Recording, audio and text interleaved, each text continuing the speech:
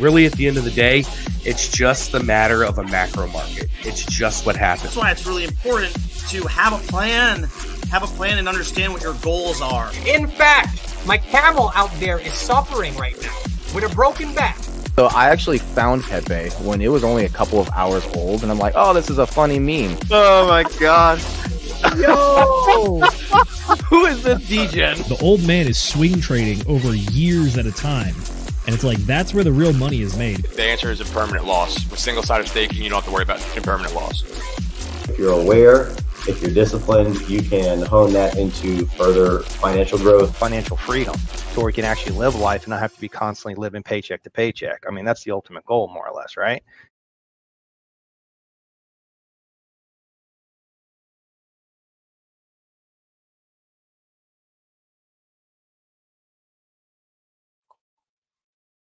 Good evening, ladies and gentlemen. Welcome to Whiskey Wednesday. We are back with the boys, and we even have someone hanging off of a tower, allegedly. So we'll see how that one plays out for this this show. But as always, I am joined by an excellent group of guys to hang out with tonight, and we're going to be joined by even more folks in the near future. So first off, we have our great value technical analyst, Jay, back in the house. How's it going, brother?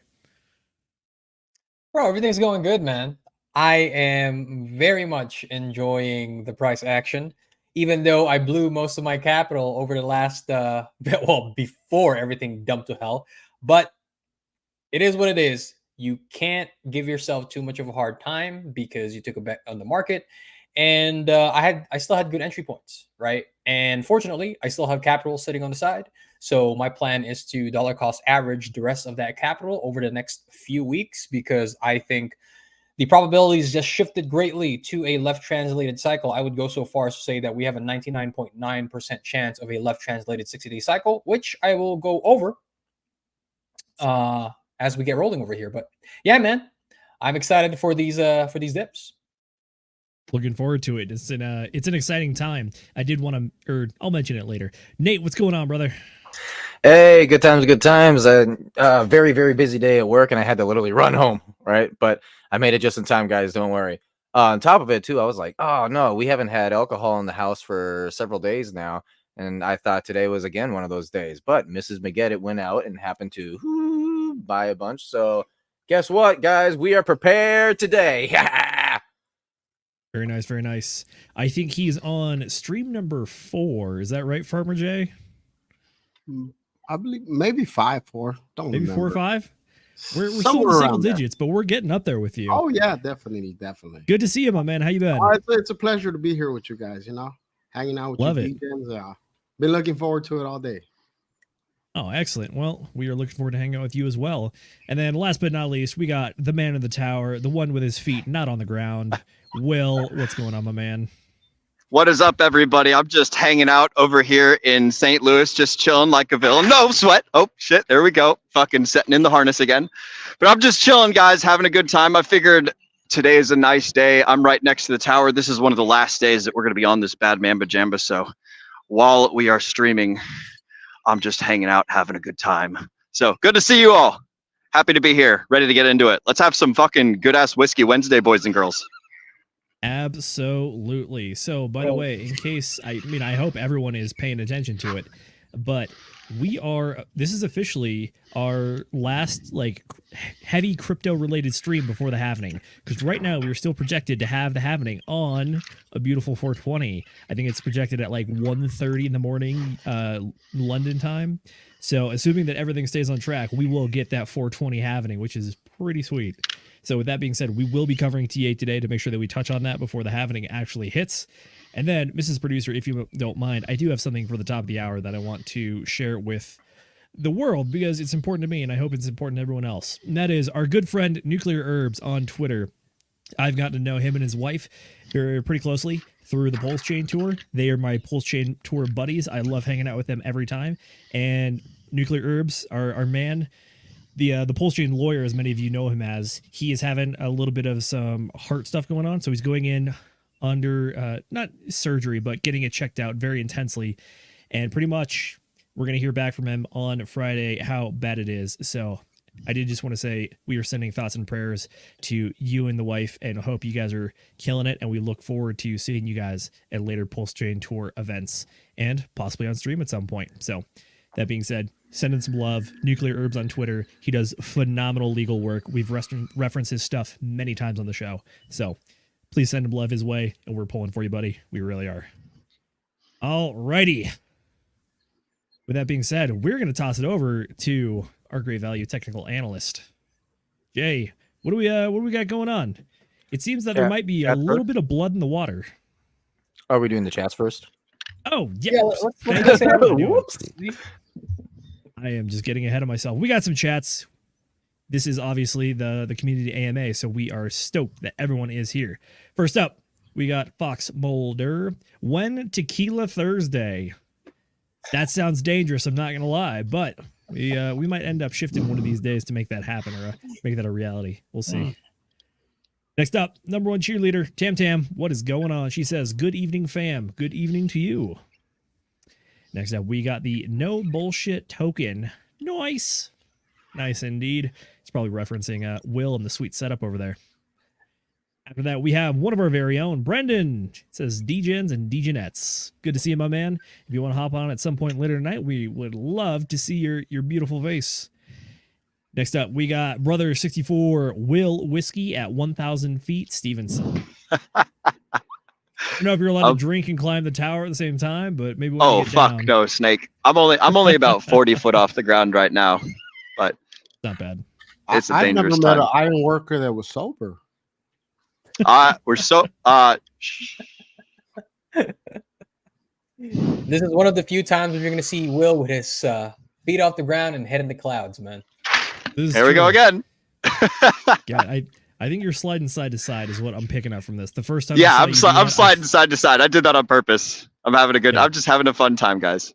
God, you're giving everyone a heart attack over here. Look, I've climbed a few things in my day. Maybe nothing as tall as you have, but at the same time, when you're moving around, it gets pretty sketch. So see, how high off the ground do you have to be before you can like feel the tower moving? Oh shit! Depends on the size of the tower. If you're on a little tower that's like, a 1 foot face, bro, then you'll feel it like 20 foot off the ground. But this tower right here is I want to say it's like a 10 foot wide face, something like that. That's so a big boy. you could go up probably all the way to the top and not feel anything, unless it's like a super duper windy day. Kind of wild. Alrighty, back to the chats. We got two left. I gotta get to. He's Hex Glenn says, "Hey all, hey Hex Glenn, glad to have you here." And then last but not least, Centurion 54X. He says, "Good evening, DGens. Sold a few cows today and got a nice stack of dry powder." Attaboy. Oh fuck yeah! Jay might have a little insight for you as to how to spend that dry powder and what we can expect in the near future, because it's never a dull moment in the crypto world. Oh, and also Brother 64 again says, "Great to have Farmer Jay in the house tonight." Alrighty, that is what we got. Jay, it is now time to pass it over to you. Yes, sir. So, obviously, we got a lot of action going on in the market over the past few days. So, the chat, our Telegram chat, has requested that I give them a bit of a market update. So, I figured, you know what? Since, as Zenith mentioned, this is the very last crypto-heavy stream that we are going to be doing before the Bitcoin halving, it's appropriate that we go over some of the TA, some of the price predictions, both bullish and bearish. I am of the opinion now that we are most definitely going to be in a left translated cycle. And let me go ahead and share my chart with you all here so I could show you precisely the reason why I have shifted my thesis to a very short-term bearish scenario. You see how like I'm still in bull mode? I still have to replace my vocabulary with bear instead of bull. So let me know if you guys can see that. We can see it. Wonderful. So currently on day, we actually just had the daily close. So we are currently on day 29 of the 60-day cycle. We have a high here on day number 18. And it seems like because of today's price action, it seems like that price wants to keep heading down.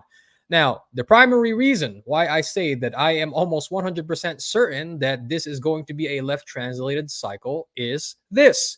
We have taken the cycle low, the last 60-day cycle low here at $60,760. I mentioned this price point both in the Sunday episode and also during our Tuesday Telegram call. And the reason why I kept mentioning this level is because this is the last major area of support that Bitcoin needed to hold in order for a bullish scenario to still be in play for the 60-day cycle. The reason for that is, if you believe in the 60-day cycle, the reason for that is if we were to still have a bullish 60-day cycle, that would mean that this last cycle low here on Wednesday, March 20th of this year, that would mean that that is a wrong cycle count. That would mean that if we take our time tool here, that yesterday's candle was the cycle low, which means we would have had a very, very, very extended 60-day cycle at 85 days. Now, this is not impossible. Cycles extending up to 80 days have occurred in the past. However, the reason why this scenario is unfavorable is precisely because of how rare an 80-day plus cycle occurs. Also, you have to consider that if this was supposedly an extended right translated cycle, you would have expected Bitcoin to maybe have made new highs at least somewhere into the mid to late day 60s, right? And we topped out here at day 51. So that makes it even less likely that we have an extended 85-day cycle. The other reason why a left translated cycle is much more possible now is because we are only on day number 29. If we were to extend this all the way into the Bitcoin halving, if we kept bleeding all the way up into the Bitcoin halving, that would only be a 31-day cycle, which also is very unlikely, right? Even left translated cycles tend to go on for anywhere between like 40 to like 50 days before finally finding a bottom. A 31-day cycle, like let's say price started to rally post-halving, is very uncommon.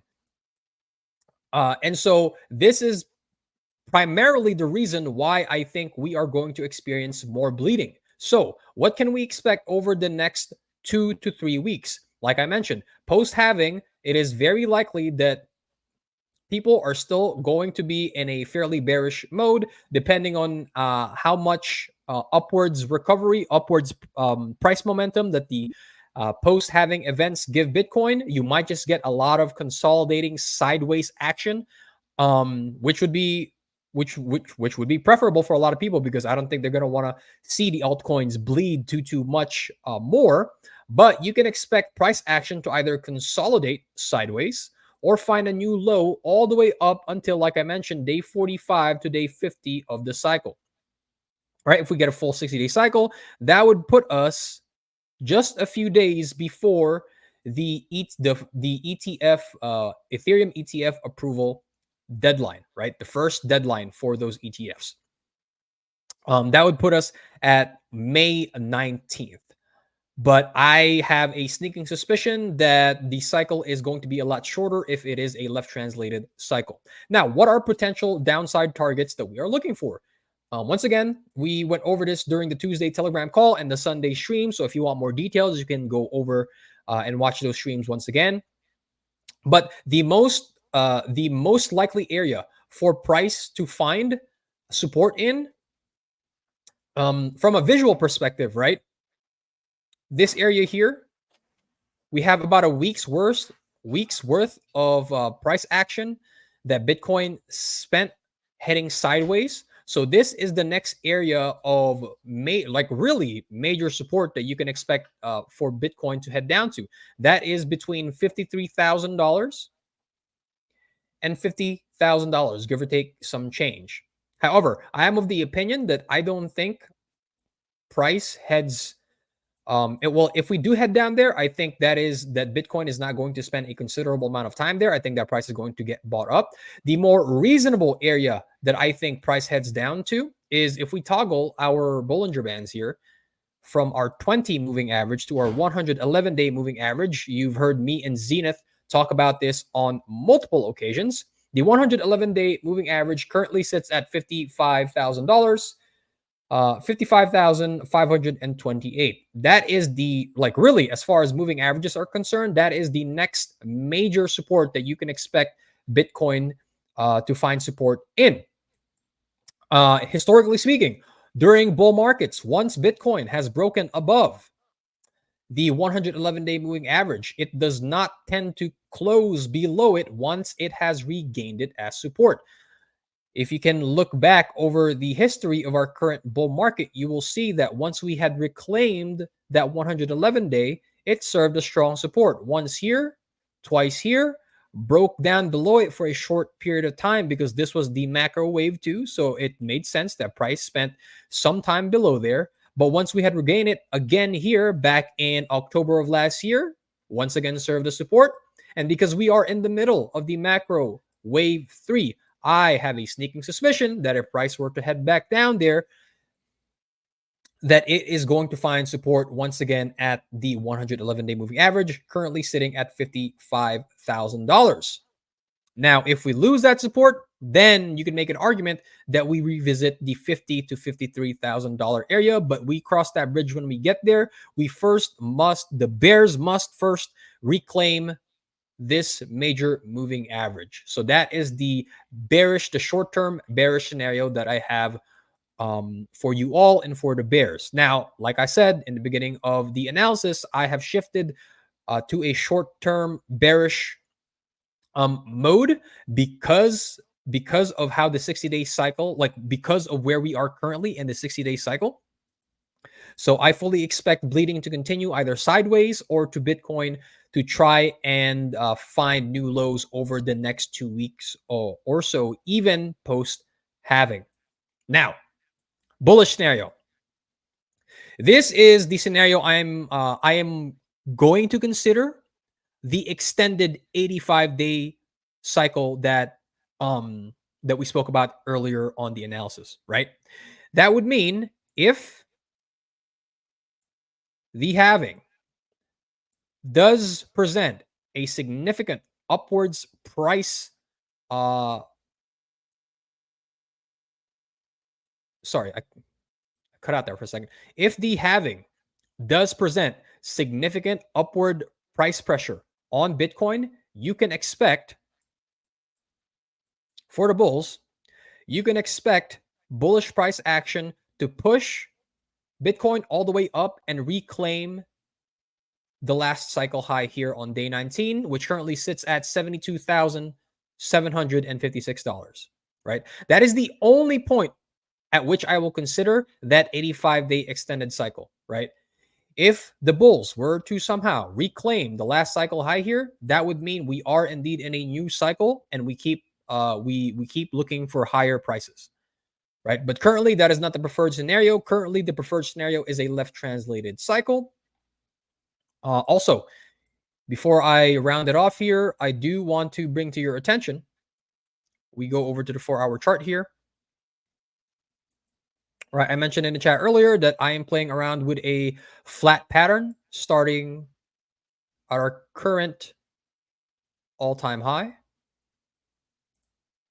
You have your A wave, B wave, and C wave looking to finish. Flat pattern because this is a 1, 2, 3, and a very extended B wave of 1, 2, 3, and then this looks impulsive to the downside, right? You have currently 1, 2, 3 looking to finish. Already finished. 4, 5 looking to finish, right? That's one scenario. The other scenario is also the 3 just currently finished. We are looking for a 4, right? I mentioned this earlier in the chat as well, that we could rally all the way up to about $63,000 before getting rejected. And then finally heading into the last leg of the C wave, that wave 5 impulse during the latter half of this 60-day cycle, right? So that is the current corrective structure that I am playing with. And I expect my first targets, I mentioned this also in the chat, 58,000 Sorry, not 58. $59,500 is my first target, right? For determination of this flat pattern.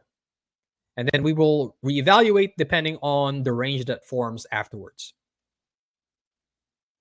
And that is all I have for the Bitcoin analysis. Questions, comments, concerns from the panel and the chat. If you guys would like to add anything, Just confusion. Just confusion. Sorry, Brown. I try not to confuse, but I know I can confuse sometimes, man. With all No, my I really appreciate, like, most of the time when you're going over the charts, you know, like, I'm somewhat confused, but well, mostly confusion, but I do understand, like, I think most people don't understand charts the way you do. Most of us are just smooth brain, but I think you give a pretty good analysis that like breaks it down so we can kind of understand, even though we're a little bit slow, you know. But well, Brown, here's the thing, right? I know that not everybody's going to want to learn about TA. That's why I encourage folks just learn the fundamentals, right? Just learn simple horizontal support and resistance, and then if anything, that's why I reiterate at the end of the analysis. I was like, okay, for those of you who just want the TLDR, your major support is X, Y, and Z. In this case, 59.5, the 111 at 55,000, and then the bearish scenario is between $53,000 and $50,000 if the Bears reclaim the 111, right? That's why I give a little TLDR, because I know people are going to be like, some people are going to be, fuck, man, all that shit that Jay talked about completely went over my head, bro. So totally get it, man. And like some of us have been like trying to study charts for a while, and like we're still kind of lost. It's a skill, bro. You just practice it. Some people just pick it up a lot quicker than others. Like I've always been like a patterns guy, even though I've never been like really good at math in high school. But the older I got, the more I realized that was just because I didn't really put any effort into it. And the more I realized that, hey, if this helps me make money, I really like it. There you go. That's fair. I'm gonna indulge me here. I did run some calculations based on the models that I built. And I have the probabilities of two of the scenarios you talked about. The first is the 85-day cycle. Based on everything I've compiled based on the Bitcoin data, if we have an 85-day cycle, it means that cycle is going to be longer than 99.7% of any other cycles, aka it's almost 3 standard deviations away.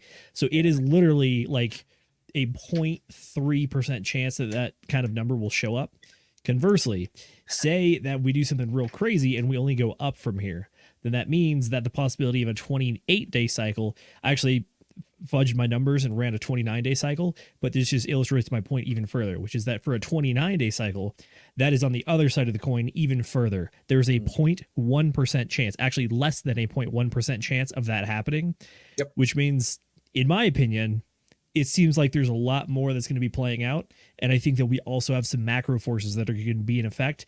And I could definitely see us running, and I hope we at least touch 2 standard deviations on the left side, which means that we at least hit 41 days in the cycle. And that seems like the low end for a cycle count for me. Because anything beyond that is very much an anomaly. Exactly. Yeah.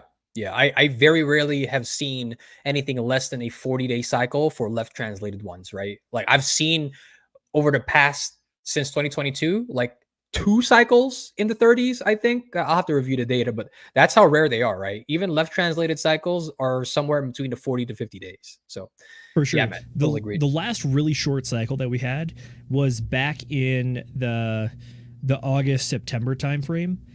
That was when you and I were having like we were trying to wrap our brains around what was going on, because it looked like we had the possibility of like an 80-day cycle or something. Yeah. But in my opinion, what ended up happening on the charts was that we got a 47 and a 41-day cycle. And it was this weird phase where we had like an up cycle and then a down cycle right next to each other. So, yeah. And then you don't see it too often. Ended up at the same place anywhere. Yeah. It's exactly. like, I remember that because we were like, yeah, it doesn't really matter who has the correct count. We're going to end up at the same cycle low. And that's exactly what happened. It will all reconverge at some point, and here we are. You know, the only thing that changes the point at which we either took profits or entered positions. Like that's really the only thing that changed. Yeah, for sure. And I'll put it this way. Even if you have these minor disagreements like me and Jay at points, guess what? He and I both still DCA at the tops. So we're still fucking it up ourselves. I mean, I thought I had a decent entry point buying at $3,900 Ethereum, and then I was like, oh, Oh, 2 weeks later, I was like, wow, you fucking idiot. We're not supposed to DCA at the top. I DCA We're everywhere, not. but that's me. Oh damn! I've been doing it all wrong this whole time. It's not. I'll give you a hint, Farmer Jay. It's not the top if you wait. Hey, my man. You got it right. that is the wisdom. I've been waiting. Yep. I just For gotta wait a sure. little longer. I was gonna say, Add a couple zeros to that timer. No sweat. No sweat, Yeah. man. time cures all wounds, even your bad investments, allegedly. Yeah. Game of attrition, guys. Right. If It you really zoom out is. far enough, you can't even see the Earth. So does it really matter at the end of the day? Probably not. You'll be okay. No, Hey, I'm okay with losing every penny I put in. You know, like, hey, that's why you put it in, right? It's a Yo, gamble. Twinkie said it best. Buy the tops, sell the bottoms, man. That's all I do. Twinkie. That's all I do. That's right, boy. Buy high, Hey, sell if you- low. But if you bought the top of last cycle and you're selling the low of this or of last like Bitcoin's halvening, and you're selling the low of like this most recent one, you're not doing too terrible. So I mean, as long as you just wait long enough, you can buy all the tops and sell all the lows you want. As long as you get a good asset. That's the way I avoid paying any taxes. If you buy high and sell low, you never have to pay taxes. They pay you. They pay you. true. Yep. Permanent tax Although- loss harvesting. Although Farmer J, Biden proposed that he was going to remove the ability for us to do any tax loss harvesting, but of course he's not going to decrease the amount of cap gains that Uncle Sam can take from us, right? But tax loss harvesting, no. Naps, absolutely big no, man. We can't allow the backbone of this country, right? The entrepreneurs, the people who provide goods and services, to do any tax loss harvesting. That can't happen, man. I think Absolutely not. something like that would never happen because tax loss harvesting is something that is used by like big money. Like people know what they're doing with that. That is a legitimate tool that people use for good purpose, or what they believe is a good purpose. Yeah, that's true. BlackRock probably loves some tax harvesting. I bet you Oh, he does. absolutely. When you They'll operate just on call that it something scale, else. yeah, when you operate on that scale, having a tax strategy is absolutely a thing. And those people that like manage that kind of strategy get paid millions of dollars. It's big business right there. I tell you though, every time we talk to a crypto coffee, Puerto Rico sounds better and better. Yeah, bro. Dude, one of my favorite clips of Donald Trump? This was when he was having the debate with Hillary. I don't know Oh, exactly yeah. which one it was, but it was one of the first ones. Hillary was bagging on him, thinking that she got him in like a gotcha moment. Yeah, this man doesn't pay taxes. And then Trump was like, that's because I'm smart. And I'm like, bro, not only was that a fantastic comeback, it was a bit tongue-in-cheek because the rich are smart in that way, right? Like they don't pay taxes, not because they're doing anything illegal. It's because they take advantage of every single tax benefit that Uncle Sam provides them legally anyway. Right. That's why most of these people, you've heard, I don't know if you guys have heard Myron speak about this, but he was like, yeah, when I was a federal agent, I was making like six figures. I pay less taxes now as an entrepreneur making multi-seven figures a year than I did as a federal agent making six figures a year, right? Because now he's able to take advantage of all those tax benefits as an entrepreneur, bro. Yeah, the Like- working man's a sucker. The W-2 employee, we're suckers. Like that's Bro. what we are. Like we get hit the hardest, Bro. and like we work the hardest, and you get hit the hardest. Yeah, Like, bro. It's unfortunate. I fucking hate that, bro. Like one of the things that really pissed me off, like when I transitioned to becoming self-employed, was when I realized that, when I was a W-2 employee, you know what happened? Uncle Sam always reached into my pocket first. Before I even saw my fucking check, he already got his cut. Right? And I was before like, you even saw the money you work for. That's yeah. fucked up system. They Fucked get up, to man. see your money before you even touch it. Like what? Yep. I'm the one That's that was when I was out there like- getting up at 4 or 5 in the morning to go get it. Yep. Working 12-hour shifts, but Yeah. you're gonna get my money first. It's a shady system. Yeah.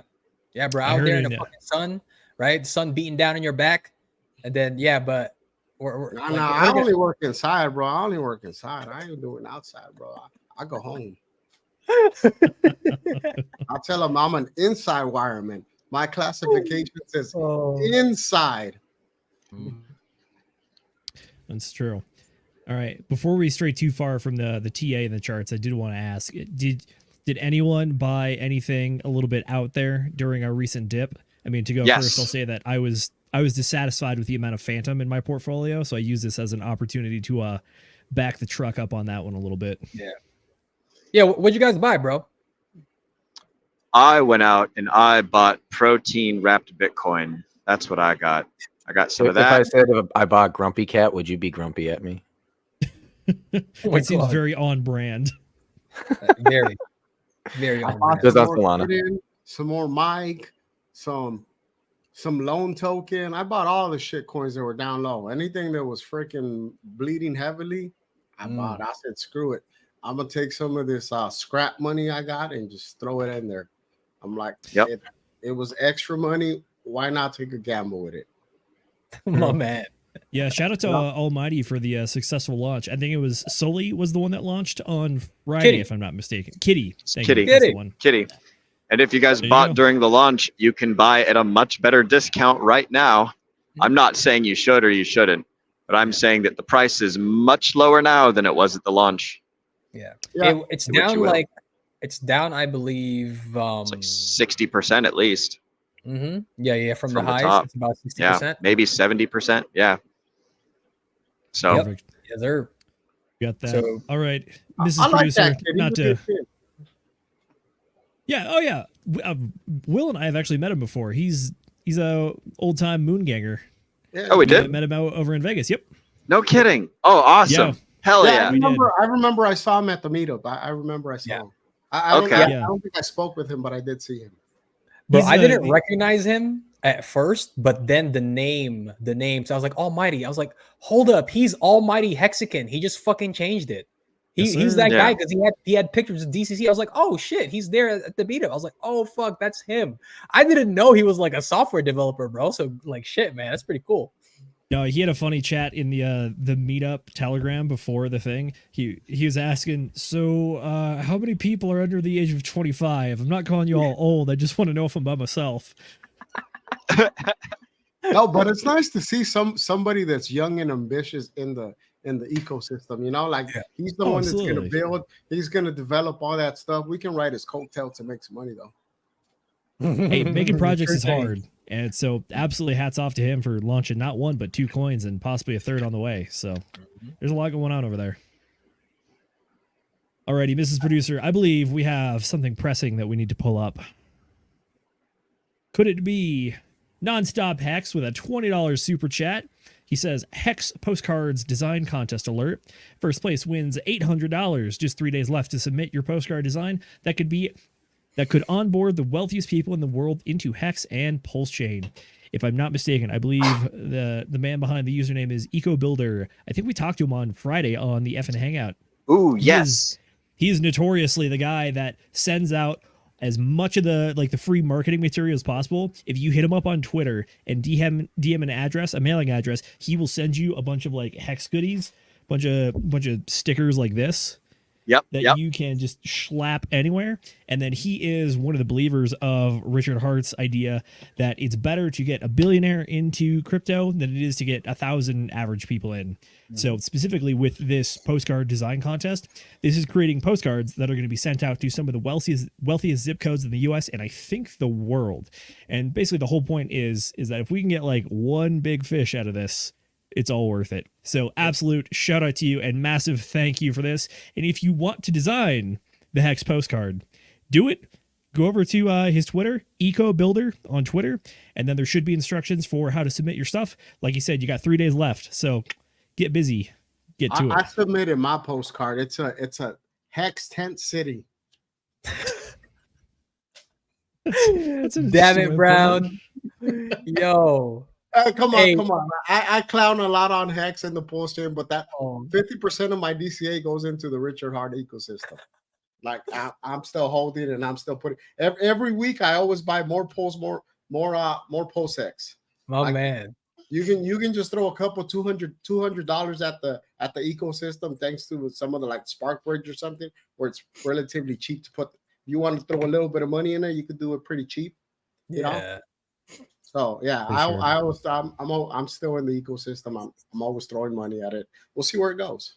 Well, you're clowning around like Farmer. You're clowning around is just love, man. That's Oh, definitely. It's like fuck. Yeah. Bro. It's like from what was it, like a month ago when we had those highs, and then if you just held your richer heart ecosystem, you just saw it go all the way down, you know. And it's like, all right, like I've been there before. It's all good. Just keep right buying there. more. See, guys, that right there is called the born in a bear, or at least have survived the bear. Especially this last one, that was rough. I think we were all kind of doing that too. I started buying Hex, I think, at around 20 cents. Luckily, I threw most of it at the Pulse X sacrifice, which I mean, it's still down, but I'm still better off. Still better off with that price than if I would have, because I think I threw the majority of my Hex on there that I hadn't staked out, which I should have probably kept. Yeah, true. It's kind of crazy to think that when we had the great E-Hex fallout, the price of Hex on Pulse Chain got all the way up to about 2.5 cents, and right now we're sitting at about 0.8. Actually, almost hit 3 cents, bro. Oh yeah, that's right. It did. We had a few good wicks on that one before we went. Yeah. We all thought we escaped the SEC dip, but we've kind of slid back under SAC prices, which may not feel good, but like this is honestly a bit of like a godsend for DCAing time, because I know me personally, when I saw that we recovered SAC price back in early March, I want to say, I was convinced that we probably weren't going to be going back over or back under SAC price, but here we are. Anything's possible. Yeah, that's a good point, because I felt like, damn, while we were under these SAC prices, like we were all thinking we should have bought more at that time, and prices are at that price again.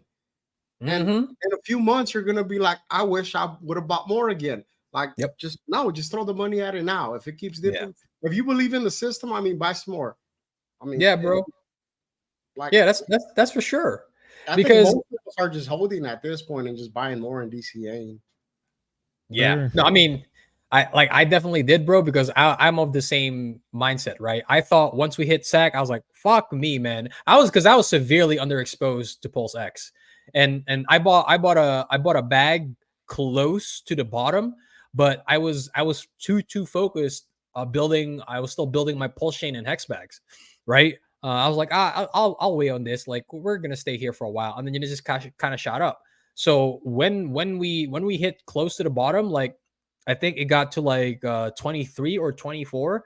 Like I bridged over funds immediately, and I bought another like pretty sizable bag. I almost doubled my bag. If the freaking bridge didn't take so damn long, I would have been able to. I know, bro. Now I know because he told me about it. Yeah, it takes literally you can swap in 5 minutes. Yeah, 5 minutes you can be swapped. You can get what you want. If you're just throwing, like I said, a few hundred. If you're throwing under 500 on there, it's worth it. Yeah, Jay, I've been meaning to have this discussion with you. I think we need an intervention. You need to get the fuck off of Ethereum. No, I mean, I usually set limit orders, bro. Like that's why I don't mind like hanging around Ethereum, because I very rarely, unless push comes to shove, all of my orders are limit orders, bro. Like I never market buy anything unless the GUI is really low, you know, because I ain't trying to fucking pay Uniswap any extra fees, bro. Like fuck out of here, Uniswap. Yeah, I just claimed some of my Illuvium staking rewards just because I saw GUI low. Like within the last week, it was like under 20, so I just clicked on it real quick.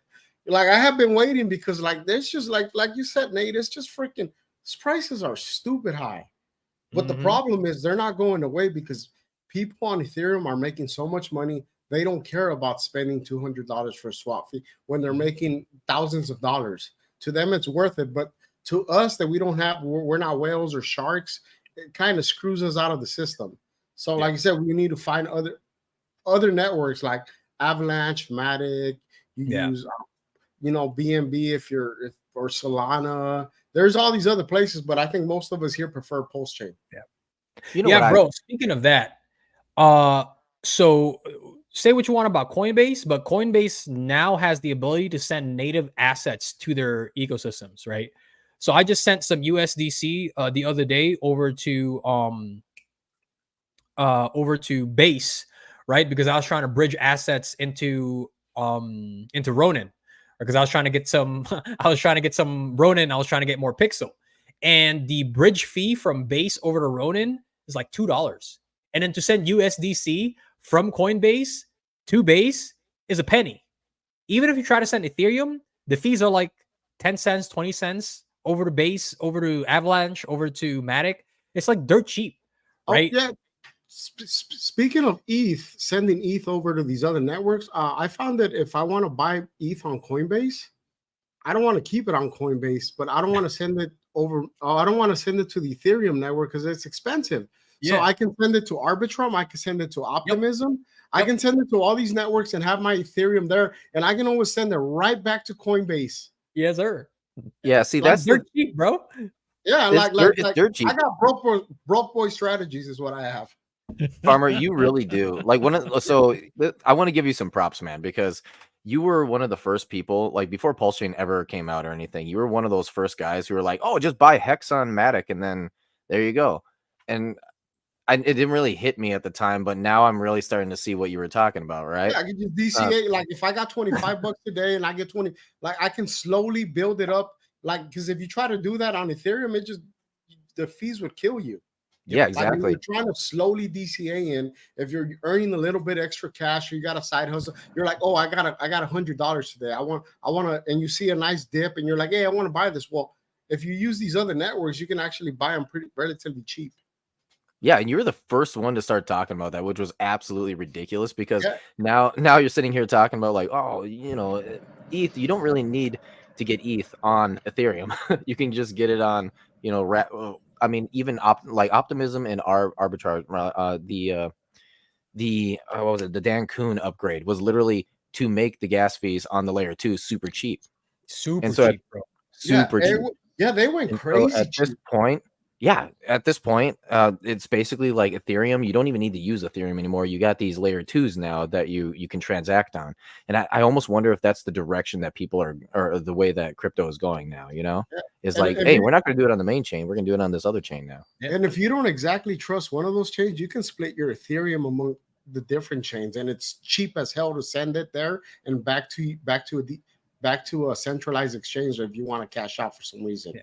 Or if you want to move it between networks, like you can do that relatively cheap. You can keep some of your ETH on Optimism, some on Arbitron, Matic, wherever the hell you want to keep it on. Any of these layer 2s, it's cheap to send. And when you send USD to these chains like Arbitron, it's free.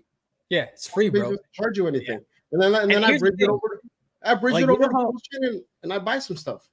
Yeah, and you know how people are like, oh man, I don't want to do all that stuff because of the fees, and then or you know how some people they get really irresponsible. They're like, I don't want to do test transactions because it's gonna cost me money to do the test transaction. I'm like, bro, if you send to a layer 2 from Coinbase, it costs you $0, so it's free for you to do a test transaction, which now you're hedging. Yeah, exactly. Now you're hedging against a potential risk that you might have not done before because the fees were like very unattractive, right? So I mean, and another thing, it teaches you, it allows you to practice the skill of navigating different ecosystems because the fees aren't going to kill you. You should be doing that anyway, because that way you're not just stuck on Ethereum paying Ethereum fees, bro. You know? So can we talk about how we can get wrapped Ethereum on Pulse Chain too? I mean, that is wrapped Ethereum, bro. So when you bridge over Ethereum, that is wrapped Ethereum. Yep. Yeah. So isn't that like a really cheap way to, you know, hold your Ethereum? Yes, it is. Yeah. That's how I got Chainlink. That's how I got Illuvium. That's like I've got a lot of other coins on the Pulse Chain network just because it's so much cheaper. And so much that I want to point out. That's an actual bridge that you can actually trust, the Pulse Chain bridge. So if they're holding that wrap stuff, I think it's pretty secure compared to other bridges. I mean, we all know how anal Richard Hart is about security, not taking any losses. He does not like losses. That's why he took so long to launch Pulse Chain. He wanted to make sure everything was gonna run well. Like you can say whatever you want, price performance, but the network works. The network works. I don't know where we've seen another launch of another chain that hasn't had like hiccups. Like all the chains had hiccups. Richard Hart like I said, he's anal about this. Like he doesn't want his name associated with anything that's gonna have hiccups or fail. Like that's like he's got an ego about him, and I like that personally. I want somebody that wants to succeed, that wants to freaking prove people that, oh, fuck you, I can do it, and I can do it better than you. Yep. Yeah, like, that's one of the killer instinct. Yeah, that's one of the things that I like about Richard Hart too, because like if people are scared about him rugging, right? The prevailing narrative is, yo, he's a scammer. He's trying to take your money. I'm like, one, he's a rumored billionaire. He's not trying to take your fucking money. And two, he's already been fairly explicit about what he wants, right? He wants to be loved. He wants the attention that these scammers are getting. Why do I have only like 100,000 or so subscribers when people who have been verified scammers have more, right? Like he wants the glory, right? He wants the legacy. Yeah, but he's not a scammer, bro. The pills he sold me turned the 2-incher into 2.5. You know? Oh shit, man, that's a 25% gain, bro. Not a scammer at all. Man. Folks, like the fucking smash button. Jesus Christ. We're over here talking about Richard Hart and not scamming people and getting dick pills and shit. Hell yeah. Ladies and germs, you're not going to find this anywhere else except for on the DGen Roundtable Whiskey Wednesdays. It's a more relaxed show, right? We can have fun on Whiskey Wednesday. It doesn't have to be fucking A, right. Yeah. Yeah. Brown wanted to get that big pee-pee meme. Yep. Didn't work though. Hey, gave me a whole half inch. Shit, man. Z, why don't we go to the chats, man? Looks like we got a whole bunch of other people rolling in here. Yes, sir. We got a few people and a few old faces for sure. Let's roll into it, Mrs. Producer, if you do not mind. All right, Mr. Angry Twinkie, he says, what's good? Good to see you, man. Hope you're doing well. Looking forward to the next tacos and kimchi episode. I think Boogie streamed this morning, if I'm not mistaken. He's been doing the early morning streams lately, so shout out to him as well. And another old face around these parts, Fast Abdul, says, what? Will should not drink whiskey and climb high things? Come on. Come on. I think that's the appropriate amount of tonality to put into that. That's definitely the way he was saying it. And also that he will kill us. I'll kill you. That's what Fast Abdul says. And bribes. He likes bribes. Yeah. Does like bribes. I caught. I'm pretty sure I caught Fast Abdul on Coffee Stream earlier today, and he wasn't talking bribes. He was talking gas fees and how much he hates them. So, yep. There's another flip side to that. Gas fees or bribes? Yeah. Bribing those miners. Bribing those validators. That's true. We got another longtime favorite and friend of the channel, Gains by Casey, says, what up, everyone? Good to see you, brother. Jay, do we have an announcement regarding Gains by Casey? Yeah, so I made this announcement on Sunday and in the chat, but so Casey and Mr. James Miller, both of those guys are going to be joining me in the exclusive Fitness and Nutrition AMA that we are going to have on Friday, 6 p.m. Eastern, before book club. These guys are absolute chads. Casey in particular has been working in the industry probably as long as I have. And then James as well, right? And these guys have the receipts to prove it. They have the results for themselves. They have the results for their clients. So we are excited to start doing this for our community because this is, one of the things that I always harp on people, right? We're in this space to create financial freedom for ourselves, but you also want to have the quality of life and the longevity of life to match that wealth, because I know a lot of wealthy people, some of them in my family, who spend their entire lives, their like 40s or 50s, accumulating as much wealth as they can, but they did not take care of their health, and they spent their retired years in hospitals, paying medical bills, paying for medicine. They couldn't enjoy any of it, right? And so this is precisely why we wanted to integrate this aspect into our community, because over here at the DGen Roundtable, we're not just about creating financial freedom, right? We're about creating a holistic freedom, if you will, right? Not just with your finances, but also with your health, your fitness, your nutrition, and a whole bunch of other things, man. So yeah, very much excited to have Casey and James on, because those two gentlemen right there are going to be helping me coordinate and run our fitness and nutrition section of the DRT. You only got one body, so take care of it. You only got. You can't enjoy your gains if you're dead. Yeah, like not only that, but like I see so many like older guys on job sites. They're walking with limps and stuff, and they're overweight. They didn't take care of themselves, and like that's got to be a shitty way to live, So, people should definitely tune into the fitness show. Like We should get our fat asses in shape. Hey, Dude, Jay, absolutely. farmer, yeah, I'm totally taking care of this body. Mwah. Yo, and here's the thing. I always tell people, bro, if you think crypto is hard, yeah, it's fucking hard. Like getting yourself to a point where you create financial success for yourself, it's fucking difficult. You know what's low-hanging fruit? Your physical fitness and nutrition. It's like some of the most low-hanging fruit that you can just reach up and grab, right? it is. And the It's great the thing about fastest that wins. is, Yeah. yeah. Sorry, Jay. No, you're totally right. And the cool thing about that is when you have your physical fitness and your nutrition down, right? You have a good foundation. All of those good habits, guess what happens? They bleed into all other aspects of your life. Yep. Every single one of them. So don't for a second think that being physically fit is only for like vanity sake or like for health reasons. Those good habits that you form on that journey bleed into every single aspect of your life. So yeah, man, definitely excited to get that started with the rest of you guys and, you know, with James and with Casey. Yeah, if you Looking treat your forward to body good, all those nutrients go to your brain. Mm-hmm. And like in if there, you man. don't feed your body properly, you're not gonna think as well. Like Mhm. I think the fatter you are, just the dumber you are. Well, what's my excuse, man? Damn, shots by Brown, bro. Oh, that's fucking funny. I'm a fat boy myself, you know, like I'm a fat boy myself. Like don't get it wrong. Like I weigh way too much for my height. You know, like, and I've been fatter than this, so like I'm telling, like it's just not good for you. Like, sorry, Brown. Believe me, man. You tune in, you tune in to those streams, bro, and we'll get you right, bro. We'll get you right. I've done this so many times, bro. I've dieted and I've bulked so many times. This thing is like second nature. And one of the primary goals of doing this with the community is I don't want people to have to spend decades figuring this shit out, right? Because the formula is relatively simple, right? The execution is difficult, but the formula is simple.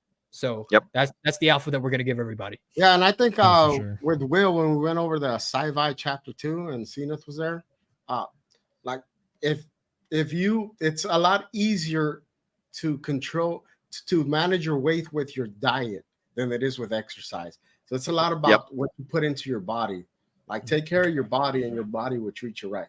But if you treat your body like shit, then you're going to feel like shit. That's true. It's the 12-to-1 ratio of time it takes to ingest food versus work it off. Because I think what they say, it was like 3 minutes to eat a cheeseburger, but something like over 40 minutes of running to do the same amount of calories. Well, I think your body tells you. Have you guys ever felt as you get older, like, you know, you got some craving for some nasty, like fast food and you eat it and you're enjoying it at the time. And then like right after you finish eating it, you just feel like shit. Like your body doesn't feel right. You know, like it just like, it's not good for your body. You just feel like crap. Mm-hmm. Yo, I haven't eaten McDonald's in literally like 3 months just because of that. And I would know because of my job, unfortunately. It's fast food is a definite part of that. And I love McDonald's, man. I don't give a fuck what anybody says, bro. The chicken nuggets still taste good, even though they changed the recipe. Just get the 4-piece. Don't get the 10-piece. Just get the 4-piece. Yeah, 4-piece is good, man. 4-piece is good. Eat a cheeseburger in 3 minutes. You need to chill. It's not going to run away.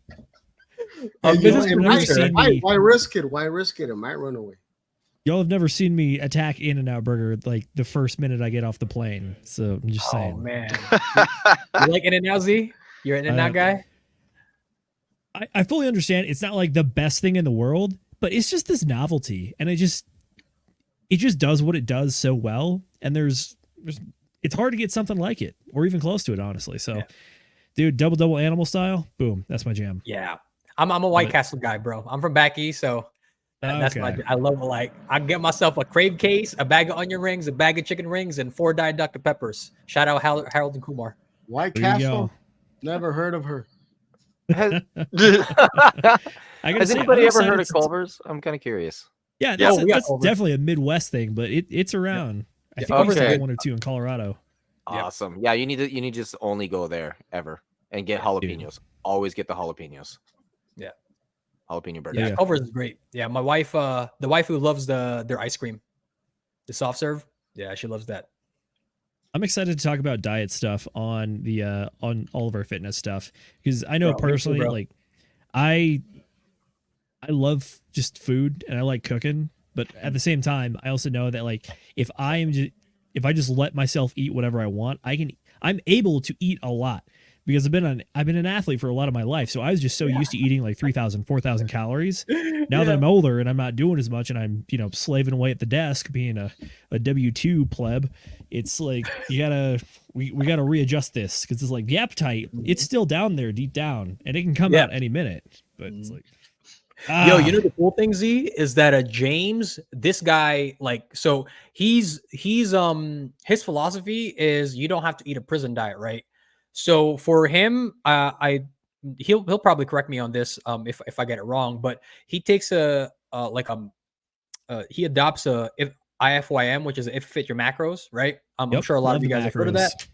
Right. So like he'll cook a fantastic meal as long as it fits within those guidelines, he can eat it. Right. So we got people like James, we got people like Casey. So I don't know Casey's personal nutrition philosophy yet. We're going to find out on that first AMA. Like for me, you guys already know AMA. Sorry, Casey. I think Casey is part of the eat big, get big. Yeah. I mean, he's got the gains and he shows it too. Yeah, Casey's competed in men's physique before, and then he's also like a hyper. I know he still like does CrossFit, so like you best believe like for somebody that competitive, like they're gonna require a ton of calories, right? So it's like we have multiple people with different like nutritional philosophies, right? Very similar foundations, but different philosophies. Like for me, you guys know I'm very minimalist when it comes to nutrition, right? I don't want to have to spend any more time and effort than I have to in the kitchen. So my ingredients is steak, eggs, cheese, butter, salt. 5 ingredients. That's it. That makes up the majority of my meals, right? So many. You just steak is all you need. That's 4 too many. Steak and butter. Well, steak is all you need if you get a fatty cut. If you got like a ribeye can be by itself. Like you don't need anything else on a ribeye, right? Besides something to cook it in. Yep. Because ribeye is so fatty, that's what's gonna give you all the flavor. But if I'm cooking a top sirloin, bro, I ain't gonna eat a top sirloin dry. Like what? Sounds like bicycle seat on a plate. I've adopted your diet, Jay. I'm also doing steak, eggs, meat, cheese, butter. So thing easy. as well. I'm throwing in Greek yogurt in there though too. That is also in there. I get like the tubs, and it's just basically like eating sour cream. It's not the non-sugar stuff. It's just like the straight plain, no frills, and it's like, oh man, this stuff is just like goddamn sour cream. But hey, it is what it is. So that's my new diet. What about vitamin What's that? T? Any vitamin T? Vitamin T? Yeah, tacos, tortillas, tostadas, tequila. I might get some Jacinto when or Jacinto when I get back to Soledad when I get back to Dallas. So when we get together, you guys are gonna have like, so if we all get together and it's me, Twinkie, and Boogie, bro, we're gonna have some tacos. So we're already brainstorming what kind of tacos we gonna make. Like the tacos and kimchi's thing, like we're gonna have like a Korean taco, a Filipino taco, and then the classic fucking Mexican taco, bro. Like we're gonna have some fun during the meetup for sure. I just imagine the three of you guys trying to kill me and Will with spice. I mean, I can handle a good bit, but I feel like the three of you guys might just really try to put us in our graves. Just take some antacids before. Mm-hmm. Some Pepsid, bro. You'll be fine. I think one of these fucking Whiskey Wednesdays, I got trashed on stream, and I was drinking like Tapatio. I want to say like live on the air. I'm pretty sure. Hot sauce. Yeah. Straight hot sauce. I can't remember when it was, but I remember looking at my bottle the next day and be like, "There's a lot of Tapatio missing in there." Oh fuck! Did I drink Tapatio on stream? I'm pretty sure I did, but I'm not positive. I'd have to go back into the replays. You did, and I'm the hot sauce. I'm the hot sauce guy here. Okay. Tapatio's good, and I was bro. thinking to myself, what the fuck are you doing? Dude, I think that's my vitamin T. I got Tapatio, Cholula, and then the Chipotle Tabasco. Cholula is also fire, bro. Cholula, Tapatio, Sriracha. Yeah, bro. I've had enough Texas Pete in my lifetime. Can we bring up Paul Sachs' Yeah, comment? This shit got me. What does he got? That one's good too, but I was talking about Drunk cheeseburger do be disappearing in 3 minutes. Absolutely. Yes, it does. Yes, it does. The one about Vitalik, Mr. Producer. It's a bit Oh, further that up. one? Yeah, that shit was hilarious, bro. We were talking about, yeah. Yeah. I think this is in reference to Farmer J's comment about your weight is in relation to your IQ. It's like, the alien weighs nothing. Makes sense. So here's the thing. One of my favorite, so you guys know I'm a fucking weeb, right? You can just tell by the damn background. So one of my favorite quotes from L in Death Note, he says, if you use your brain, you won't gain weight even if you eat sweets. And I was like, yo, this motherfucker just make a science joke, bro, because your brain can only utilize one thing, and that is glucose, right? Everything else doesn't pass through the blood-brain barrier when it comes to nutrition. So I was like, wow, that's why people like Vitalik and L are like, they look emaciated because their brain uses so much fucking sugar. Everything that they eat goes here instead of the belly. So I thought that was hilarious, the Vitalik comment, because I was like, oh yeah. You guys are some dweebs. Yeah, we are, bro. Nerds and dweebs. I'm in the right place. I am in the right place. Yes, I am. Definitely. Speaking of Brown, you playing that new Final Fantasy 7, bro? No, I'm gonna wait till it comes out on PC. I don't. No, actually, I'll probably wait till the whole thing comes out. Like I don't like stopping in months in between. Just when it all comes out, I'll play it then. You know, or whenever I'm laid off from work, then I'll hit them. You know. Oh my God! If there's no work, then I'll probably do it. But while I work and I do all these other things, I really don't have time. The PC I'm on, like I built it specifically for games. Yeah, never used it for games.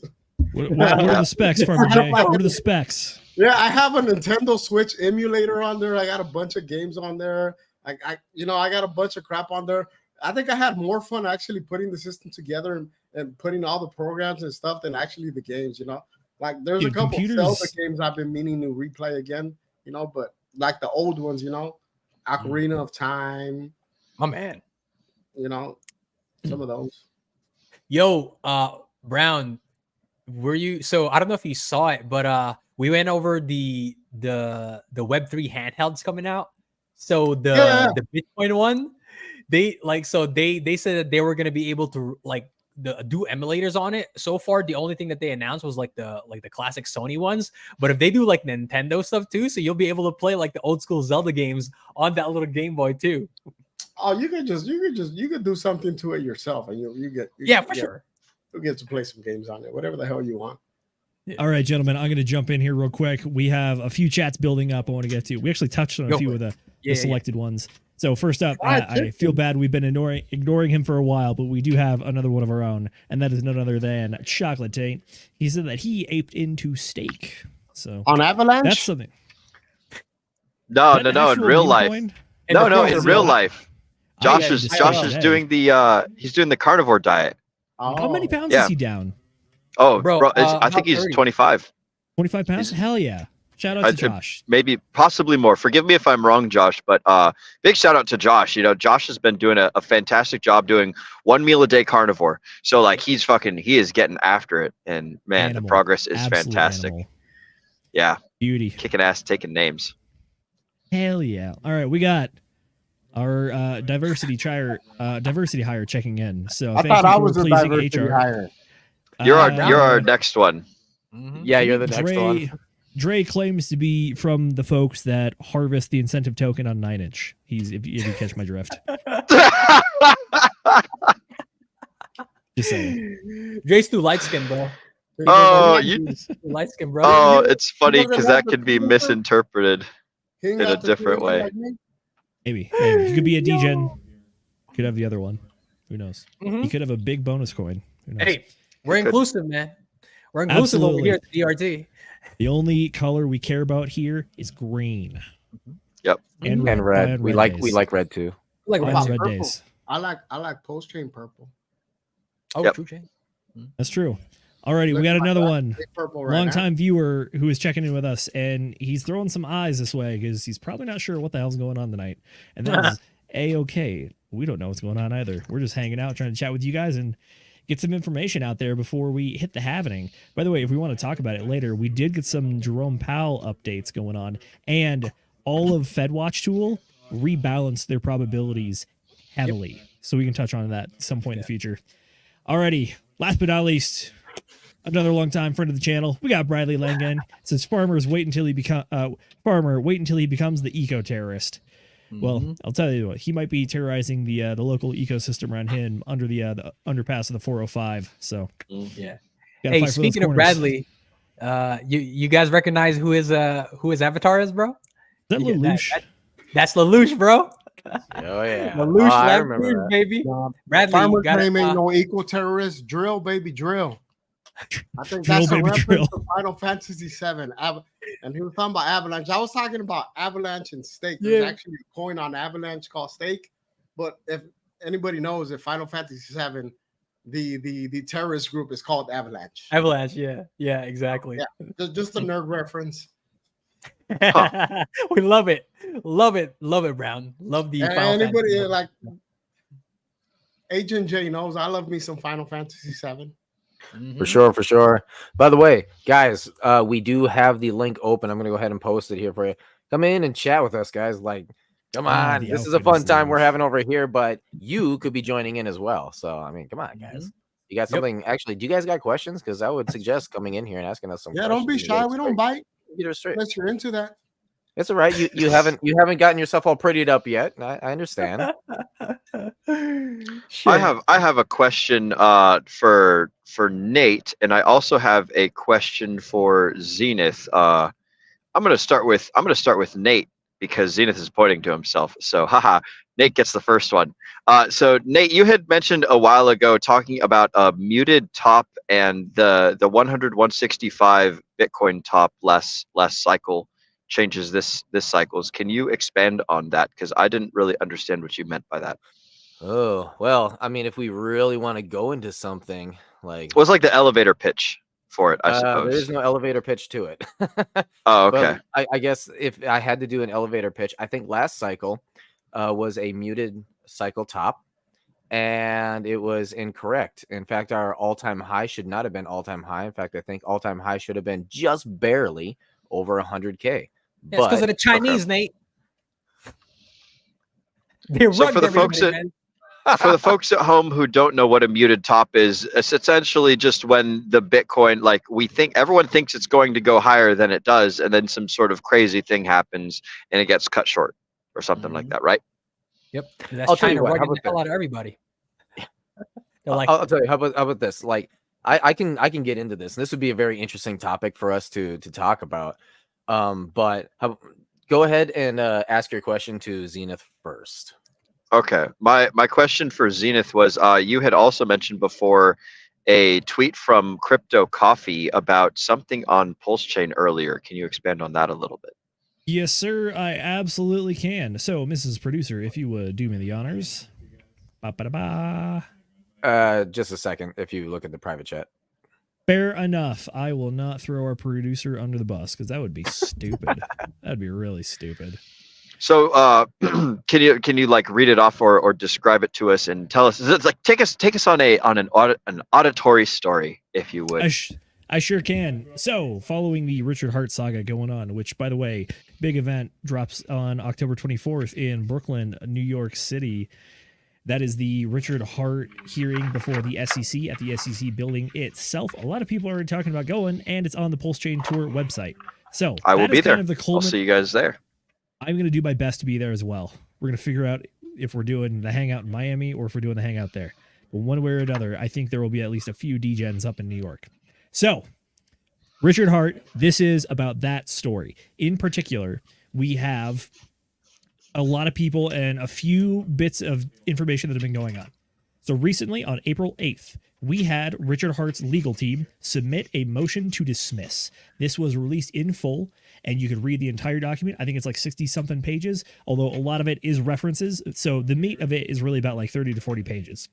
But in this one, they pretty much cover a few topics, which is SEC doesn't have jurisdiction. This is pretty much international. 2, Everything you're alleging is kind of bullshit and made up, and some of the things are straight up impossible based on the timeline. And number 3, this is a first, fourth, and I believe fifth amendment violation as well. So based on those reasons, they're asking to dismiss. In conjunction with this, there was also an amicus brief being submitted by Crypto Coffee 369 on Twitter. He is one of the folks that was helping organize, basically trying a document that is designed to provide context to the judge who might not be familiar with the specifics of any given case. You've probably heard us talk about this before, but the amicus brief is what we're talking about here, which is that previously it was the Pulse petition. So massive thank you to everybody that signed up for that. Unfortunately, as part of that, you did have to submit some personal information. However, Coffee did mention that the address of the McDonald's across the street also does work technically, and they don't really check legal names. So that was one of the downsides to it. The other downside was that this is just a petition signed by a bunch of people in the crypto community. So the update is this. They have recently merged their amicus brief with another amicus brief into one that is coming through a well-respected law firm. The point of this and what this does is it is now even more sharply pointed and has been gone over with a fine-tooth comb. So this thing is flawless, pretty much. And then other than that, this also protects everybody that signed the petition. So your information, if you signed it, is no longer going to be directly submitted to the government. I know for a lot of folks in the crypto space, that's probably very good news, aka we don't want to centralize all that information, especially sensitive information. So the reason that this is big is that we now have a little bit more of a legitimate shine with it from the cover or the wrapping of the legal team that has gone over it and made it more professional. Number 2, everyone who signed it is even more protected. And the third point is this is only more momentum going into everything that's going on. Right now, Richard Hart submitted the motion to dismiss. Right now, we are waiting for the SEC to respond. And then there's even going to be a little bit of time from when the SEC responds to allow Richard Hart's legal team to prepare for the hearing in October. So that is what we got going on. The amicus brief is submitted. It's been updated. It's gone through the legal company or the law firm. That's the word for it, right? Yes. So that is what we got. This is all right, sweet. I did my very best job of sharing screen for you guys, taking notes along the way. So we've got Richard Hart, April 8th something. The SEC is not doing very good. Then there's the amicus brief. Your secret information is going to be okay. There's a merger of 2 amicus briefs, and your McDonald's address is good. The brief is going on October 24th. Your personal identifiable information is safe. We got to wait some time. So, wow. Okay, now I get it. Everything that Zenith said, I was like, can you get this guy off the screen? God, just nothing there. But now that Will said it that way, now I get it. Boom, baby. Yeah, and hey, look. The legal team handling the amicus brief, they are adept at dealing with the SEC. So this is not their first rodeo.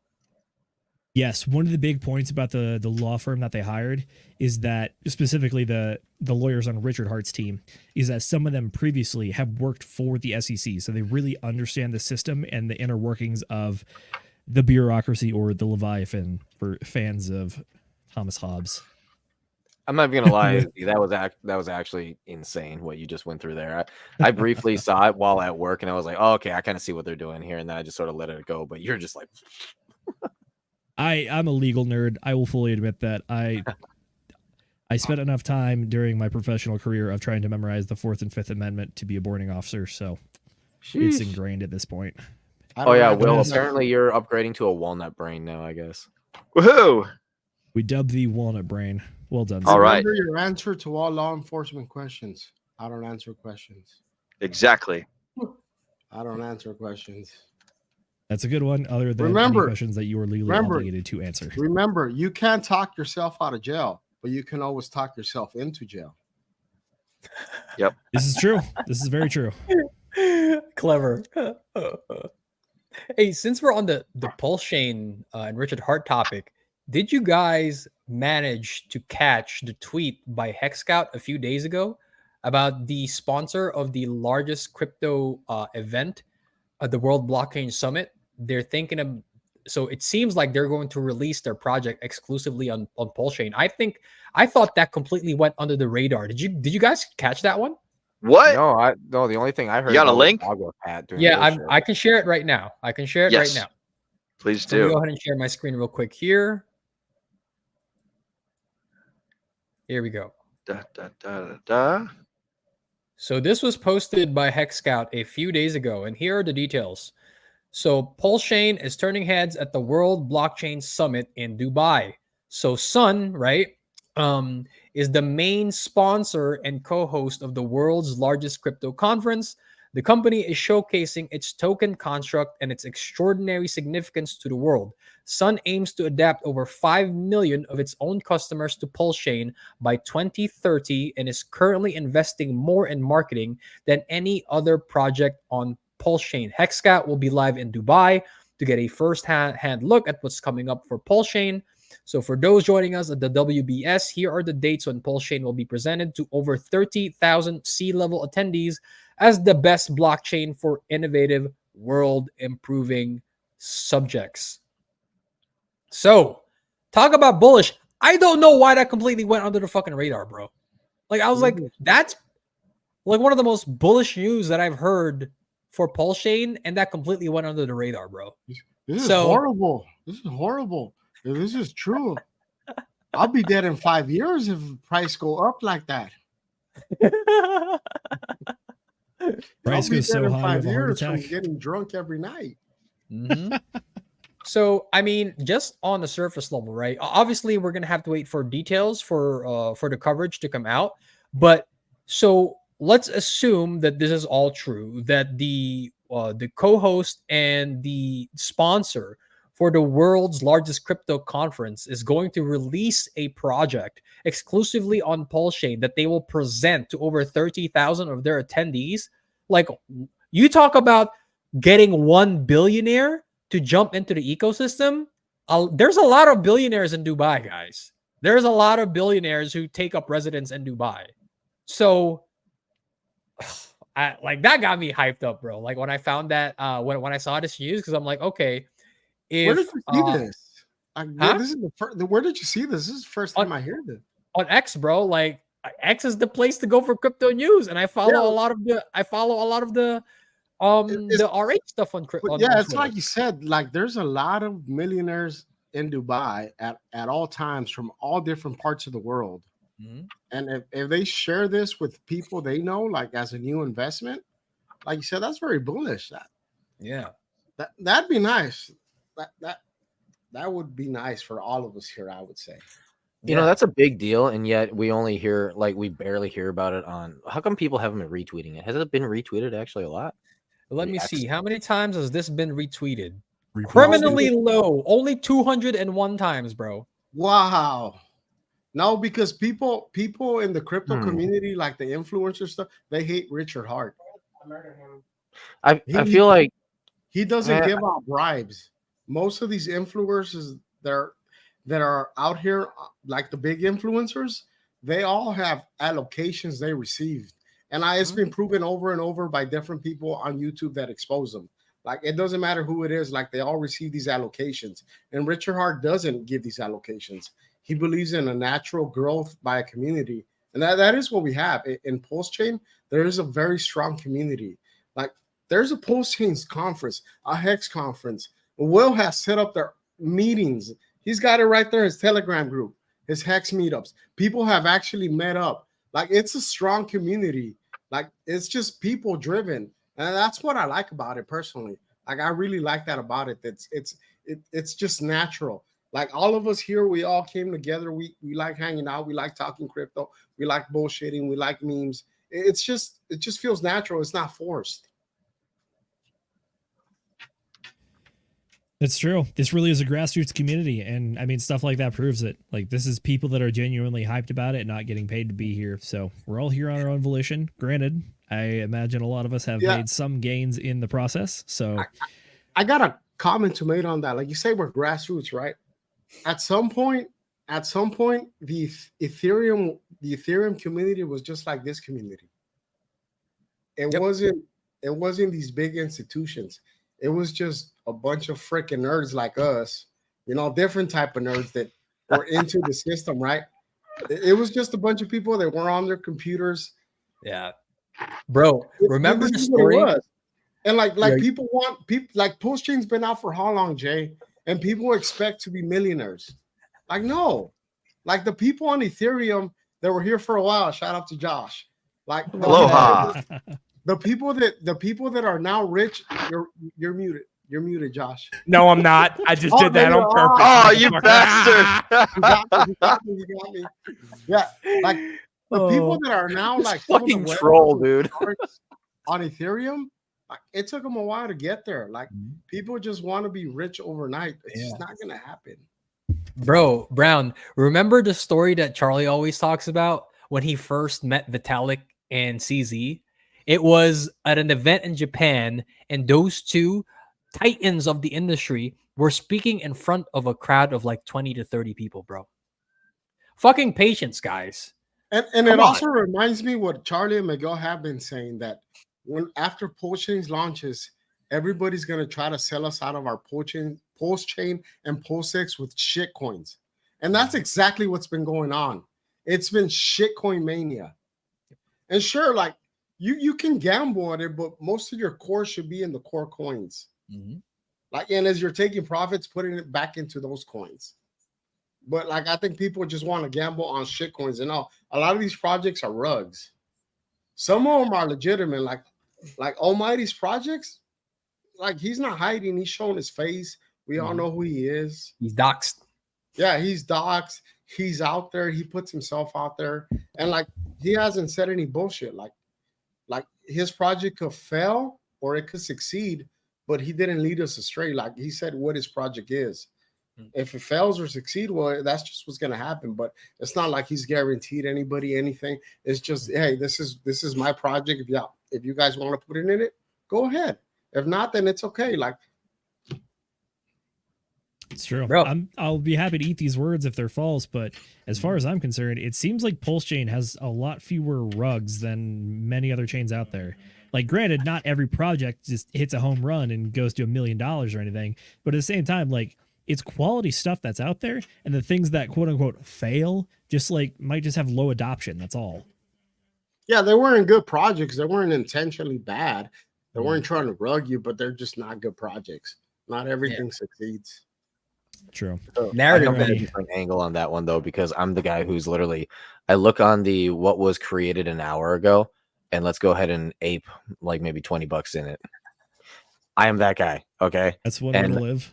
Yeah, and I've done this on a couple of different chains, and I can say that yes, it is very common on Pulse Chain for things to rug. However, I will admit though too, when you compare it to the likes of Binance, Solana, or DGen Protocol, yeah, it's not quite that. You know what's hilarious about DGen Protocol? That was actually a layer 3 technically. And you know what's funny? If you got in at the first, I think it was like 2 days that it launched, every single one of those coins, those shit coins, were instant like million X's. Oh, that's not part and parcel for shitcoins. But the second it hit the certain threshold and people started realizing about it, and I was technically early to it, but as soon as I started seeing people coming into it, it was nothing, like literally nothing but rugs. It was wild. yeah, Josh, because we're I gonna mean, rope you in here, but real quick, I'm gonna read off some chats real quick. We got a few other folks that have stumbled in here. First off, Mrs. Producer, if you don't mind, we have Hex Huddle. Says nice, good work. I can't remember what that's in reference to, but I hope it's in reference to the amicus brief stuff, because there was a lot of good work that went on over there. All right, up next we got longtime friend of the channel, Niles. What's going on, brother? He says, so pulse to 1 cent. Sure hope so. If that is from all-time lows, and that is about a 333x. Niles is a bear, bro. Penny. He's a bear. 1 penny, Yeah, bro. $1. Yeah, those are rookie numbers. You got to get those numbers up. We got Crypto Sloth in the house. He says, yo, yo, yo. What's going on, man?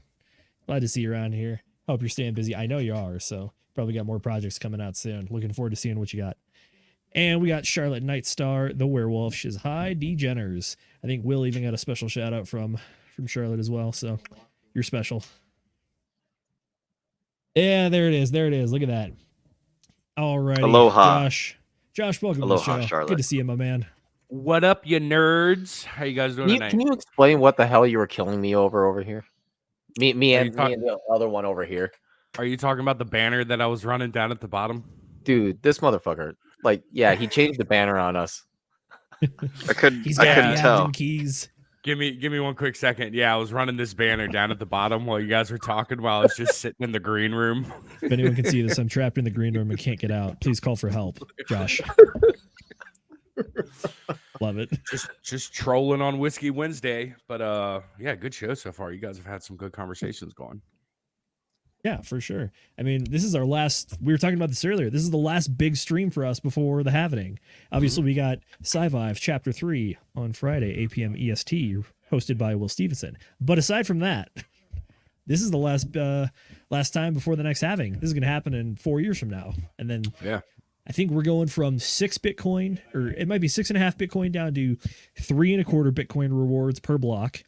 And I think that is from about 900 Bitcoin per day to about 450 Bitcoin per day. So this might be one of the last like big halvenings that like really takes an axe to the supply that comes out. So with everything going on, we might not see something like this again. And what's a Bitcoin? It's that thing that we're all too late on. We should discuss that. Josh, what do you think? What's going on with the halvening in your mind? Happens every 4 years. I'm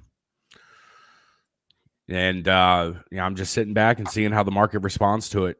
I don't see it being any different than it has in the past. So, my bags are where they're needed, and I'm in this thing for the long haul. So, whether Josh, it falls. Are you buying anything during this dip, bro?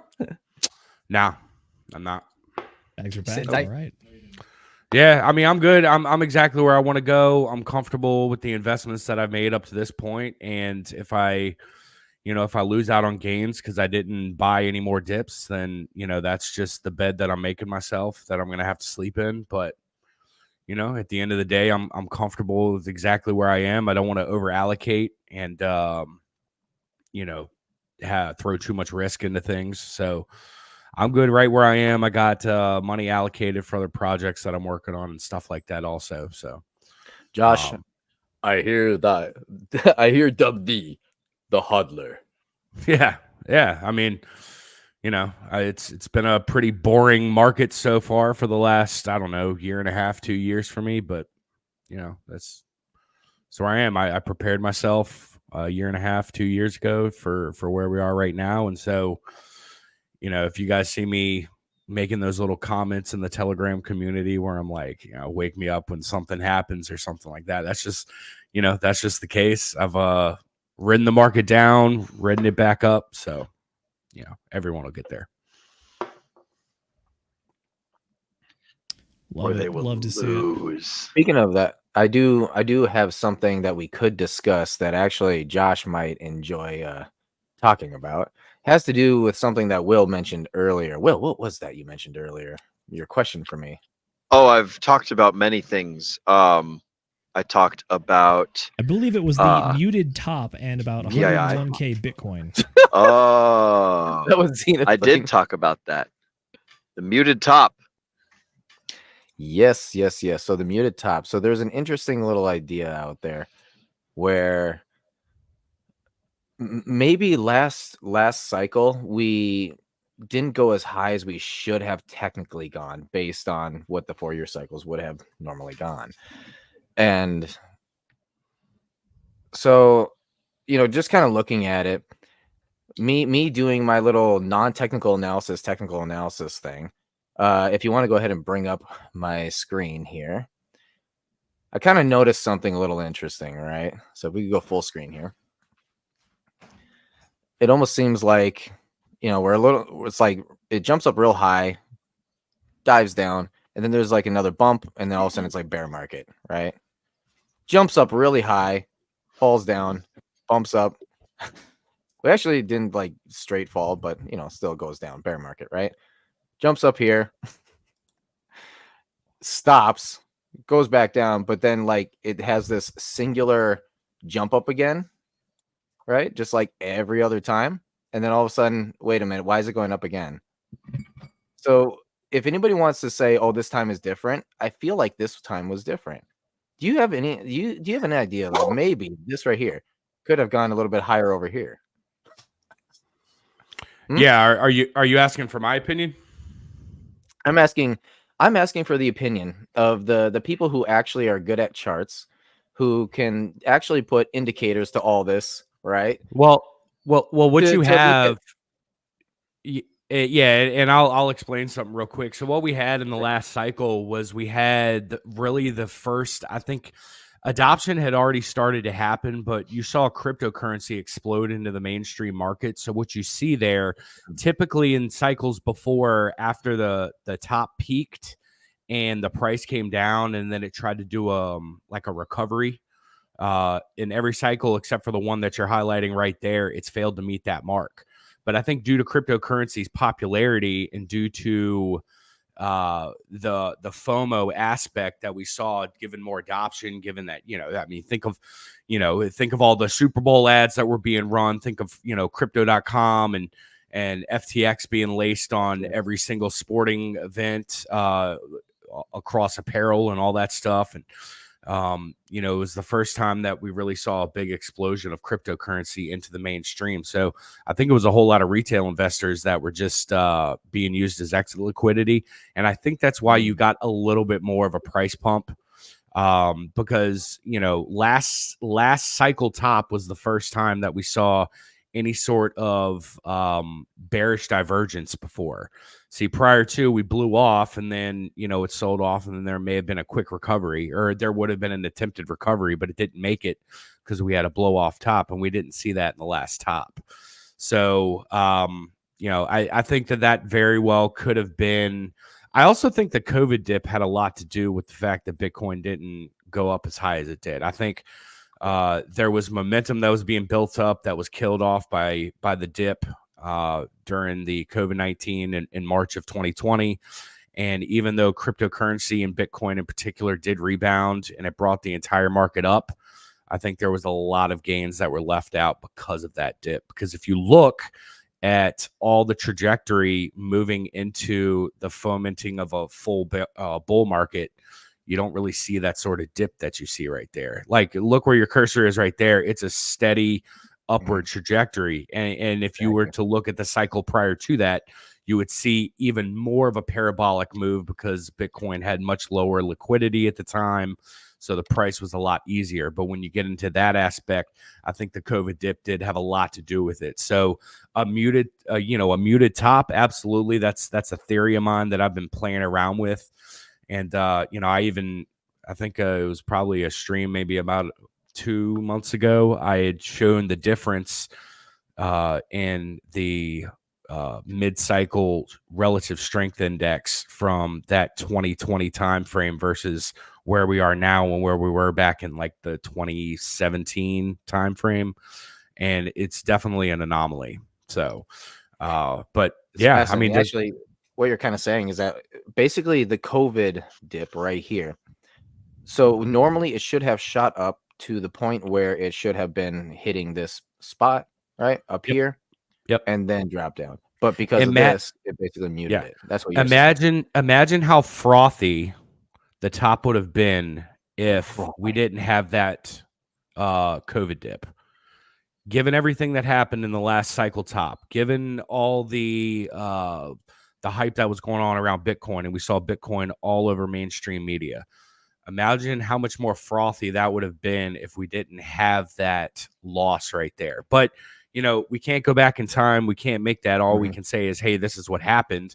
Is it possible that it was muted? Yes. Is it possible that it could have gone higher? Absolutely. But, ultimately, we don't know. All I know is we have much stronger strength right now mid-cycle than we did in the last cycle. Like, it's superbly more strong. Plus, we have... Yeah, superbly. Plus, we also have the increased buy pressure from the ETFs. So, it's definitely if there's going to be a time for a super frothy bull market to recover based off of last cycle, it's going to be this one, I think. So, but we'll see. To add to that real quick. I'm not really a chart guy, but I do like looking at the charts because it's an indicator of what might happen. But just because it's likely to happen doesn't necessarily that we can account for events that we have no knowledge about. Like you said, that COVID dip, right? Like we had no knowledge that was going to happen. Nobody did, right? So just because it's probable to happen, we should, when things happen, we should always take that into account and make adjustment to predictions and our plays that we have within the market. Yeah, 100%. I completely agree with that. And that's why I said when I, at the end of what I was saying there, I said, hey, what happened has happened. We can't go back and change it. All we can do is notate it and identify it as an anomaly versus what's happened in cycles prior to. But yeah, it would have been nice, right? It would have been nice. Yeah, absolutely. It would have been nice. And, think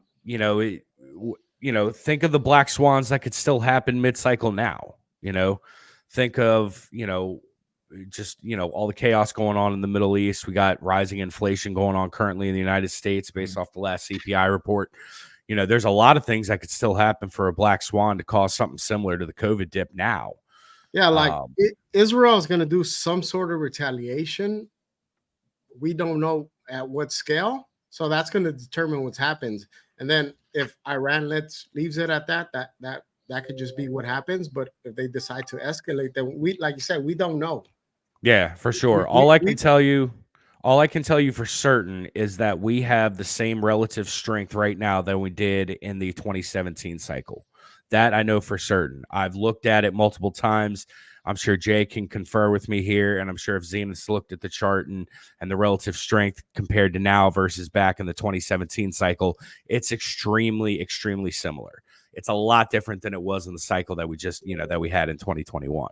So yeah, that's partially actually what I wanted to talk about a little bit here is because this is muted here, and yet the strength of the cycle is still going as though that muted did not actually happen, but the price chart says that it stopped here, which it did. The technicalities is it should have technically, if it stayed to the 4-year cycle without all these weird things happening, it should have hit that narrative of $100,000, right? It should have. And so with it being $100,000, then the question becomes, with it being the normal 4-year cycle now, right? Do you think the 240 Richard Hart tweet and all that is not exactly out the door? And or is it that normally would have happened anyways, but because of the extra buying pressure of the ETFs, is it now that we're technically in a super cycle that's just going to turn out to be what should have been before a normal cycle? Yeah, I mean, that's a pretty strong question. Z, did you want to go ahead and throw in a little bit here? Yeah, I think we talked about this. It might have been on this stream with Axis and the rest of the guys. But by my eye, I was measuring two things when it comes to this cycle versus last cycle. One of them was top to top. The other was bottom to top compared against bottom to top. And if I remember correctly, I think we did a 2.5x from top to top of the last one. Or sorry, 3.5x, 242%, my bad. So if we want to look at the chart and we want to use that 240,000 number from top to top, I think it is actually doable. It's technically just a hair under. Yeah, it's about 240%, which if you go by the law of diminishing returns, basically the further that Bitcoin goes, we're going to see less gains, but we're also going to see less dips. So that makes sense from that standpoint. The other one to measure was bottom to top, aka overall gains of that cycle. And in the last cycle, we had 2,043% gains.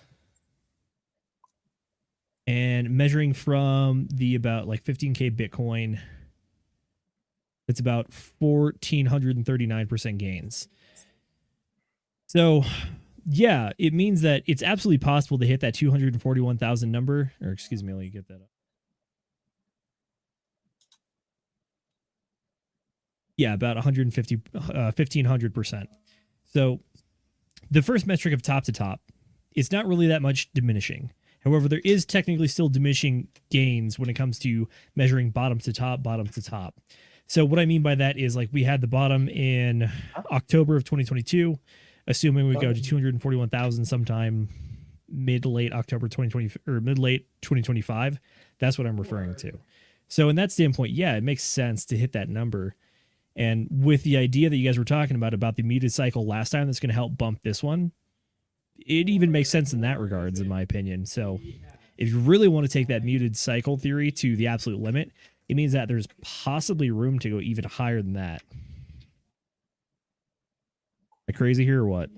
No, I mean, I certainly, you know, especially if you take into account the bear market that we just went through, because, you know, anything that anything that goes parabolic, it's going to drop pretty quickly. But the same thing works in the reverse order. If something plummets, then, usually the rebound is going to be pretty strong as well. So, you can take a look at the last bear market that we had and that we just got out of, and you can take that into account. But yeah, last cycle, it certainly could have been muted. The COVID dip could have played a role into it. $100,000 Bitcoin is something that we, it could have been tracking towards that way until the COVID dip, or, ultimately, I don't really have the answer to that. I can just, make some guesses and make some assumptions and stuff like that, and take a look at the data. But at the end of the day, the $240, the 240K or even higher, like Zenith was hinting at, I mean, it's certainly plausible. It's certainly plausible. It fits within Bitcoin's behavior over the last, 3 to 4 cycles in general already, and the law of diminishing returns that we see there. So it's certainly within the realm. So, but we'll ultimately have to wait and see, because, we got to be on Black Swan watch at all times, but hopefully with these ETFs coming out and the positive momentum that we're seeing going, hopefully that can maintain and we can see some strong growth here coming up in the next year. Most definitely. Hell Only yeah. good things to come. And as we get farther and farther to the existence of cryptocurrency, looking at the Bitcoin dominance chart is going to be real important, in my opinion. And even that the others 10 chart or the others 3 chart, which is that you're going to start to see other coins start to take up more and more market cap, aka adoption or parked value. So we're just hoping to get value parked on Pulse Chain or any of the other many good projects that we talk about over here. And I think that we're going to see some good numbers this cycle, in my opinion. I see a trend. The altcoins are going to start taking up more and more market cap, and we're going to crack that 20% number this cycle, I think. Also, you have to keep in mind, we've never passed all-time highs prior to happening before. Like, that has never happened before. So that's an anomaly. That's a new variable that we have to throw into the mix. You know what I'm saying? That's why for a little bit there, me and Jay were talking about the possibility of a left translated cycle. I think a couple of us started to talk about that, and other influencers may have, discussed it as well. And I even brought it up on Sunday's episode that, the sell-off that we had on Bitcoin very recently allows the right translated 4-year cycle to sort of still be in play, because we did have that fall off in the relative strength index. So, hopefully we maintain on the right translated 4-year cycle path.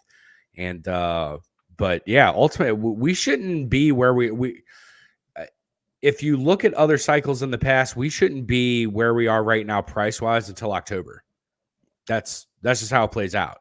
We are 6 months ahead of where we should be. And, I think you can throw a lot of that on the ETFs. So it'll be interesting to see, where the ETFs are going to take this thing 6 months from now, where we're going to be in October. And then you got to think about Ethereum also. You know what I'm saying? If all the initial sell-offs following the ETFs for Bitcoin, if that was pretty much due to the FTX stuff going on, and there was significantly less Ethereum being held on FTX, that means there's probably not going to be as strong of a sell-off. Now, I'm not saying, hey, this isn't going to be a buy the rumor, sell the event news. It certainly still could be a buy the rumor, sell the event news for the Ethereum ETF. But That sell-off that we saw on Bitcoin for the first, I don't know, 3 to 4 weeks after the ETFs launched, I don't think we're going to see it as strong on Ethereum. I just don't think that's the case at all. And I think it's going to be even stronger for Ethereum, which, I mean, you want to talk about the Ethereum Bitcoin price going parabolic like it has in bull markets in the past. You throw in an ETF with some very strong buying pressure wrapped up, plus you have deflationary Ethereum now. Think about where Ethereum could go. Think about how parabolic that could go and how close that could get to the flippening. The only cold water I'm going to throw on that idea is I was trying to pitch this idea to Coffee earlier today, is that I think part of the reason we saw just the absolutely massive movement on Bitcoin reaching new all-time highs is the amount of hype that we had for the ETFs. Because we were talking about those things for damn near over a year. And Ethereum, we've only been talking about that ETF since the Bitcoin ETF got approved, aka like 2-3 months. So I think that we're not going to have as much time being like pent up and overhyped for it. And it might be the second one, so we might get diminishing returns. It's possible. Or we could get an inverse effect, which is that people saw how successful the first one was. So even more people get in, and then it just goes through the roof. So I think that less run-up might mean lower prices. And keep in mind that if Ethereum truly did the exact amount of gains that Bitcoin did, right now Ethereum would probably be above $4,000, and it probably would have peaked at about like 4,600, 4,700, similar to Bitcoin hitting that 74, 75 mark. Yeah, but I'll say this real quick because I know we got 2 other guys in the background, 2 other friends that want to come on and join us and get involved in this conversation. But if you take a look in cycles past, more specifically this last one, it took Ethereum about 3 months to reach its all-time high compared to Bitcoin. So Bitcoin reached it, then about 3 months later is when Ethereum finally hit it. So Ethereum typically does lag. So, Bitcoin hit it in March, right? So that would put us maybe around July, I guess, July, August timeframe, if you wanted to be consistent in the time frames. I mean, it could be shorter, it could be longer. We don't know. We just know what happened last cycle. And I mean, you could check cycle. Can you check now? Because this past cycles was Ethereum's first full cycle because it launched in 2015. So yeah, this past cycle would have been Ethereum's first full cycle. So, but yeah, it hit all-time highs about 3 months after Ethereum or after Bitcoin. But yeah, Z, I didn't know if you wanted to intro the 2 friends that we want to have pop on as well. Let's do it, Mrs. Producer, if you would not mind bringing our guests on. Who do we have tonight? Because I'm special and I have admin rights. Looks like we got Crypto Black Sheep behind the scenes. And it looks like we got Professor Node too. So some friends of the channel. Glad to have you guys on. Let's get them in here. You know what's interesting about these guys? These guys happen to be the most degenerate people on the planet. Right. I wouldn't go that far. I'm not that. Yeah. I mean, Guilty as charged. I'm in some degen stuff, but I'm doing it calculated based off charts. So he's calculus degen. Yeah, it's a little calculus bit more, it's a little bit more calculated. Just saying. That's fair. So, what do you I guys degen randomly. I pick a random crayon, I eat it, and then whatever color that crayon was, I pick a coin that has a similar color, and I ape into it. You just shit it right out, huh? So we got what's that guy's name? Great Value Technical Analyst. Nice, dude. Nice to meet you guys. Josh, Great That's Value. Will Stevenson, you got your lottery ticket, right? I sent you one. Aloha. I have no idea. I was hopping on. I was ready at 4:20. I was like, oh snap! They changed the schedule a little bit. So I presume it's all over there, and that everything's good. Sweet. Good to see you again. Good to see you. Hell yeah. Comment. Good to see you, bro. Now that I remember, if anybody's into Illuvium, remember they have they made a couple of announcements recently, and I think there's a lottery like to win a position for their beta launch or whatever, and you can get rewards. Yep. So yeah, if anybody is into Illuvium, you might want to look into that. Yeah. The pot for Illuvium is $250,000 worth of Illuvium tokens, set aside for the people playing the beta, right? And I think that's across every single one of the Illuvium games. So the way that I understand it is you're probably going to get airdrop relative to the amount of time you spent playing the games. They have some other like metrics too, right? The last contest that they had was like a creator contest. Yeah. There's airdrops, and then I think there's an opportunity, like a lottery, to enter like a special testing, which you'll probably get rewarded for doing that too. Yeah, but if you've been involved with the system, yeah, they're going to give you some sort of airdrop, and there, in addition to that, there's the lottery for I don't remember how many spots there are available for you to test their new beta of the game, and you'll probably get rewarded doing that as well. Yeah, bro. Like these people are serious. A $250 million for a game that's still in like relatively late in the beta testing phase, right? But we spoke about this kind of stuff with Shrapnel too, right? Shrapnel, that it's still like in the early like testing stages, had what was it, like $1 million worth of Shrap token to be distributed to people just to like play test their game. So when GameFi finally takes off, like watch out. Illuvium, Shrapnel, Pixels, big time. There's a Dr. Disrespect's game. They were talking about do you guys remember the one that was supposed to be released on Xbox? It was by Gunzilla. Is the name Gunzilla and the studio's different? No. The company is Gunzilla. What was it? Man, somebody will put it in the chat, bro. Somebody put it in the chat. But it's one of the I believe it's Off the Grid. That's it. Off the Grid is the name of the game. Yeah, so watch out, man. I'm personally very bullish on gaming just because I know the older generation didn't really play that games, but millennials and the generations after them, they played video games. They grew up with video game systems in their house. And like millennials now, we actually have money and we will spend it on things we like games. The older generations, they can't see that because they didn't grow up with gaming systems in their house. We did. Well, I mean, for them, it was like TV and stuff. That's what they put their. Yeah. So we grew up with games in our house, and like we're willing to spend that money.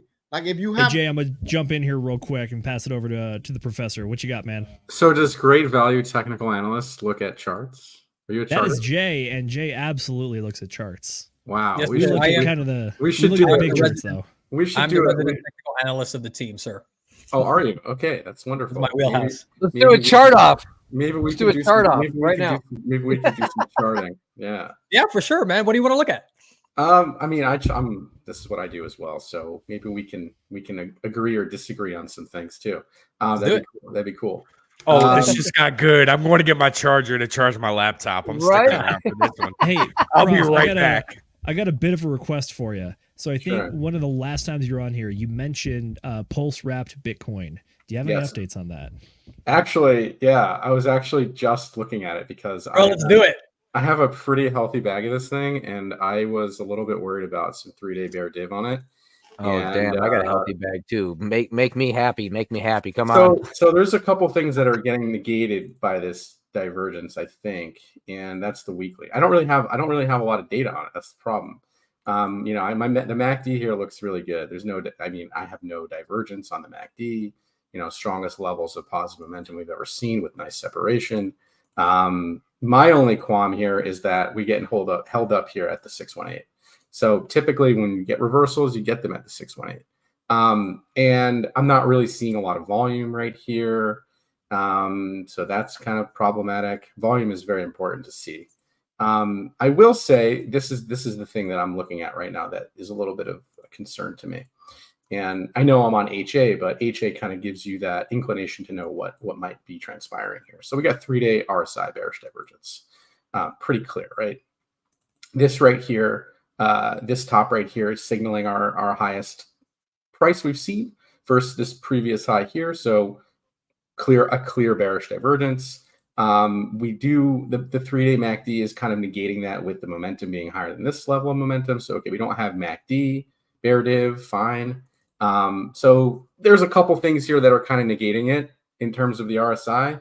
We'd like to see all things line up for a real bearish divergence for a major movement down, which is kind of why I'm holding off right now on doing anything. I want to see what ends up transpiring, but our daily is also kind of showing that we're losing momentum here on the daily as well.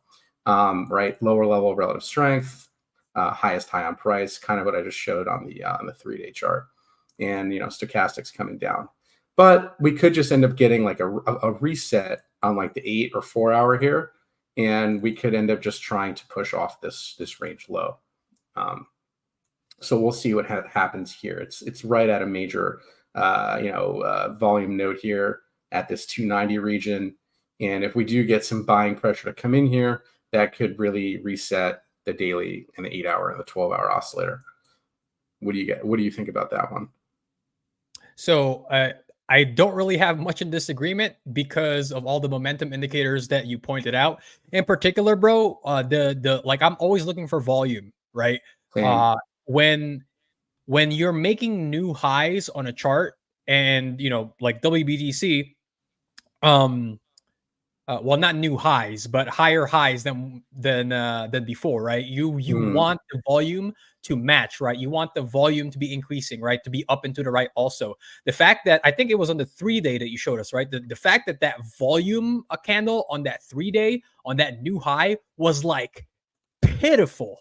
That's concerning for me, right? For me as a trader, like as a swing trader, that's a pretty good indicator for me, especially combined with where we are in the 60-day cycles, combined with all of the momentum indicators also showing oversold, like the divergences on those indicators is telling me if I'm going to take profits, it's probably going to be here.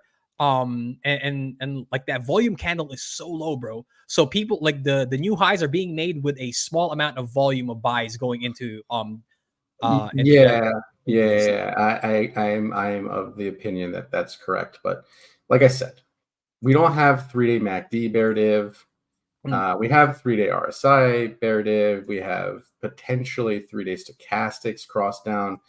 Not confirmed, but today's price action could dictate that, and I don't really necessarily want to wait for that. I'm still in a profit on this trade, but I want to see how this hourly and 2 hour kind of form here, because we got a nice engulfing on the hourly here right off the range low. But again, there's not really a lot of volume support. I mean, it's not really a lot of liquidity though either. So like, I'm really expecting miracles out of this thing. Like, I don't think this is going to do some crazy, like, 3x overnight type of movement, but it's moving with the rest of the pulse assets. Like DAI is up 3% right now. My concern with DAI is this. This is pretty clear 3-day RSI bear div. Yeah, shut your mouth. Why are you farting my bags, bro? You're farting my bags. No. I'm not farting it. I'm kidding, bro. I'm concerned if it ends up losing this trend line, you're looking at a fair amount of downside on it. That's all. But this move here was supported. This move here was supported by volume, right? So you can see this was supported by volume. So that's what he's saying is buy the dip. He's saying prepare for the dip and buy the fucking dip. Buy the fucking dip. So the weekly also is showing a bit of that divergence as well on the RSI. On regular candles on HA, you're not really diverging yet. I guess you could show it from here. And this is your previous high, right? You made higher high on price, but supported by volume. No arguments there. Supported by volume. Yep. Supported by volume. And yes, you have separation on the MACD. Very separated. Highest levels of positive histogram you've ever seen on the asset. So that's my only thing is that the larger time scales aren't really displaying anything bad just yet, but like the smaller time frames can really just kind of F that up. So, but yeah, so like I had something similar when I was looking at Avalanche. Like I alerted to my community the rising wedge on Avalanche. But this was clear. Oh, this was very, very, very, very, very clear with the weekly bear div here.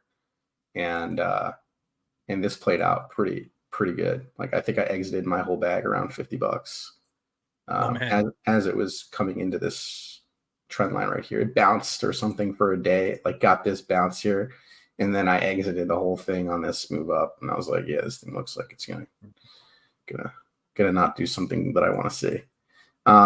So yeah. So I'm kind of teetering right now what to do at this position, at least maybe de-risk some of it. And then, if we really do get it moved down on this thing, we could be looking at the low 2s maybe even down to the next fib extension. Hey, Prof, has this latest macro move interrupted a lot of the patterns that you've been seeing and following? No, actually. Interesting. When you started to see, like, I think the other day when I was looking at tether dominance, I got a pretty clear signal on the weekly chart that was pretty alarming to look at. Like if you looked at, you know, regular time scale and you looked at the, you know, the major trend line that it was bouncing off of, and you know, one of my momentum wave indicators here was telling me, you know, this could be a bottom for tether. You know, literally giving you the green arrow. And last time we got that green arrow was, you know, back here. This was the cycle top, you know, April, May of 21. That was the top. I'm not saying it was the double top. It was the top though.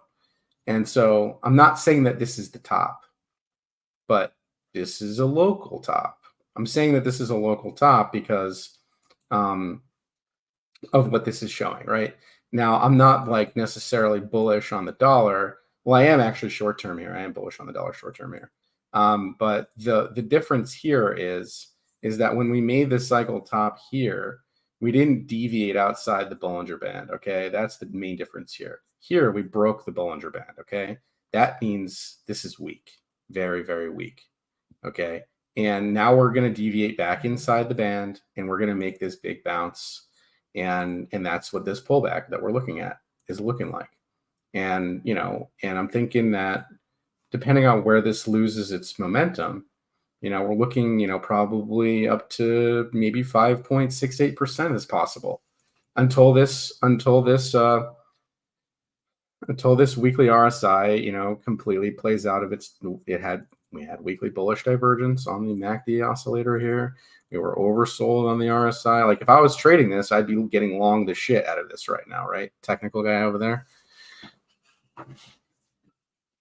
Great value guy.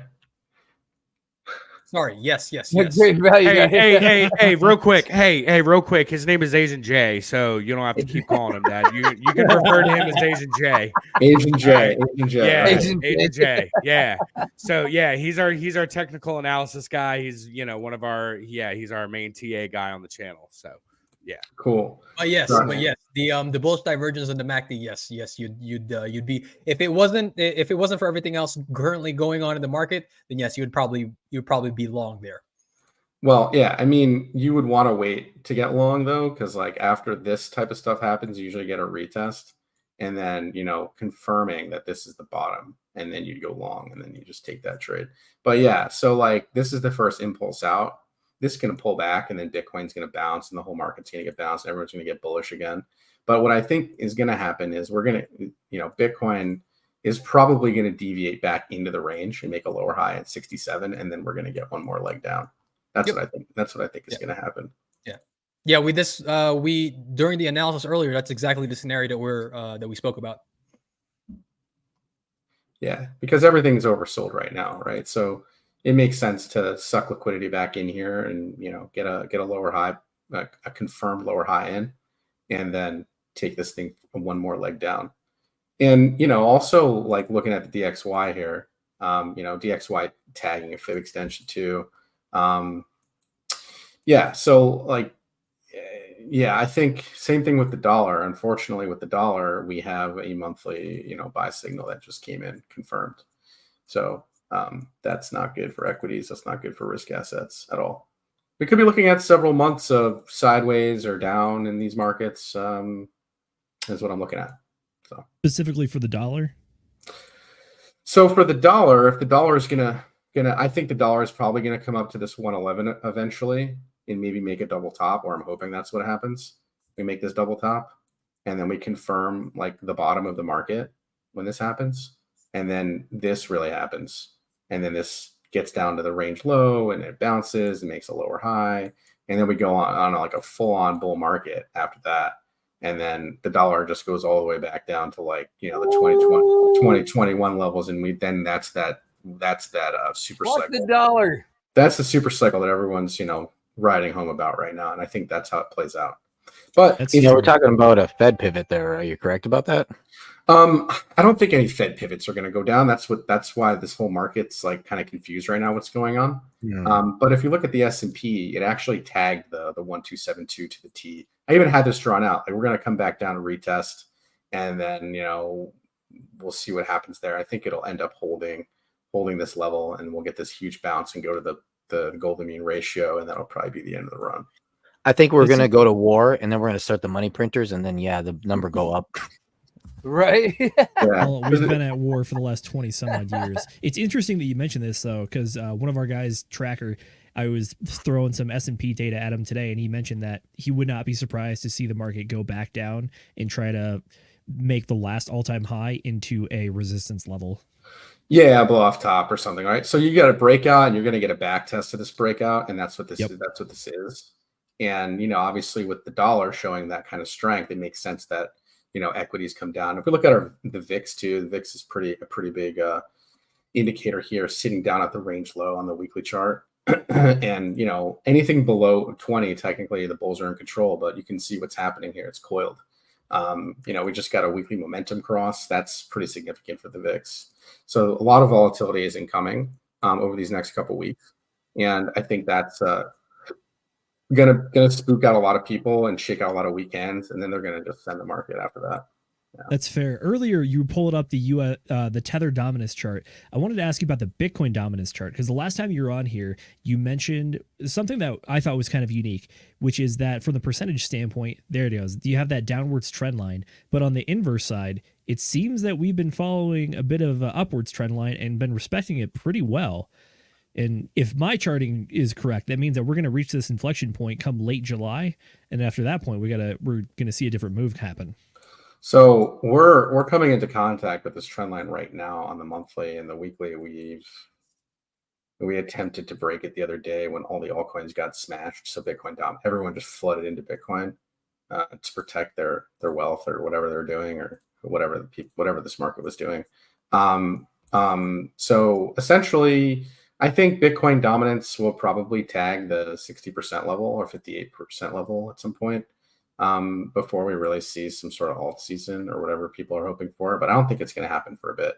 And a lot of that is kind of being driven here by the ETH Bitcoin chart. Like this right here is pretty bad looking right now. We just confirmed a breakdown on ETH Bitcoin from a 7-year pennant that it's been in. And the giga pennant, as Axis likes to call it. Yeah, it's not looking too good here for ETH, the giga pennant for ETH Bitcoin. I mean, we have this bullish divergence kind of maturing, but it hasn't fully matured yet. I think eventually, and I'm getting buy signals down here on the monthly, but I think this can take some time, maybe some more months to play out. And so we're looking at the ETH Bitcoin chart, right? So what this means is you're looking at Ethereum per Bitcoin. So when it's going down that means that Bitcoin is outvaluing Ethereum. Yeah, Bitcoin's outperforming it. Yes. That's kind of I think that's one of those things that's counter to the narrative that we've been led to believe for the last few years, which is that this cycle, Ethereum was going to outperform Bitcoin. But obviously the data is showing otherwise. Well, this cycle's not over yet. So what could end up happening is something like this, where we come down to a value area or a value node area here, around the 0.03385 region, or even in this region here, 0.04. Maybe we get one more drawdown and then we just rip back into the pattern and then just go nuts. You see fake breakdowns a lot in these markets to fake traders out. And for sure. And that type of stuff can happen. For sure. So if we make a move like that on this chart, and then on the Bitcoin dominance chart, which we referenced earlier, we would see that downwards trend maybe start to get reestablished, and we'd actually start losing Bitcoin dominance at that point because Ethereum is going to start taking over a little bit. Yeah. So this chart right now on the monthly isn't necessarily, it's starting to maybe lose its momentum on the monthly, you can see on the average sentiment oscillator. But if you go to the weekly chart, you can still see that it's still building a bit of momentum.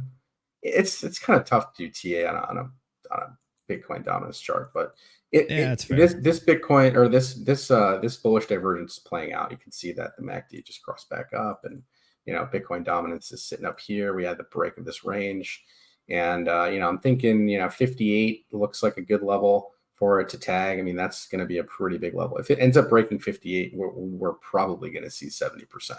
So if that happens, like, say goodbye to alt season for a while, I would say, because that would be a complete trend shift on Bitcoin dominance. And if we go to like the quarterly chart, I mean, this is a lot more data.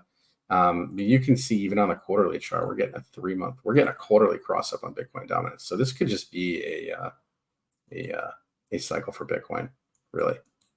Interesting. Tell you what, if there's anybody out there in the chat that wants to have the professor break down a coin of any kind, go ahead and throw it in the chat. Right now, I'm going to go ahead and introduce our latest edition. I think that's Donnie down there. What up? Hey, what's up, Donnie? Brother? Hey, how we doing, guys? Aloha.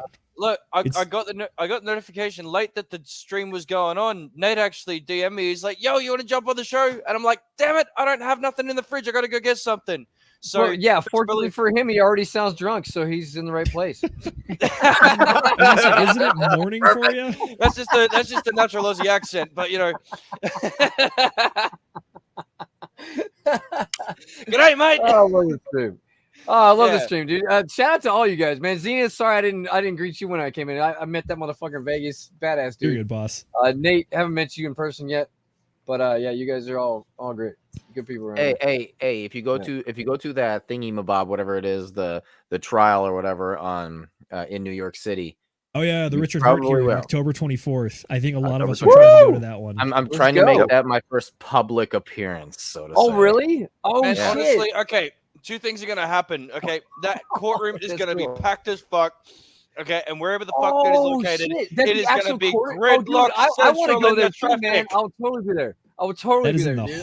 That is the heart of Brooklyn. I will take a weekend fucking trip just to be there, dude, just to support, dude. Man. Dude, if it's packed, that means I can hide better. That means I can hide better.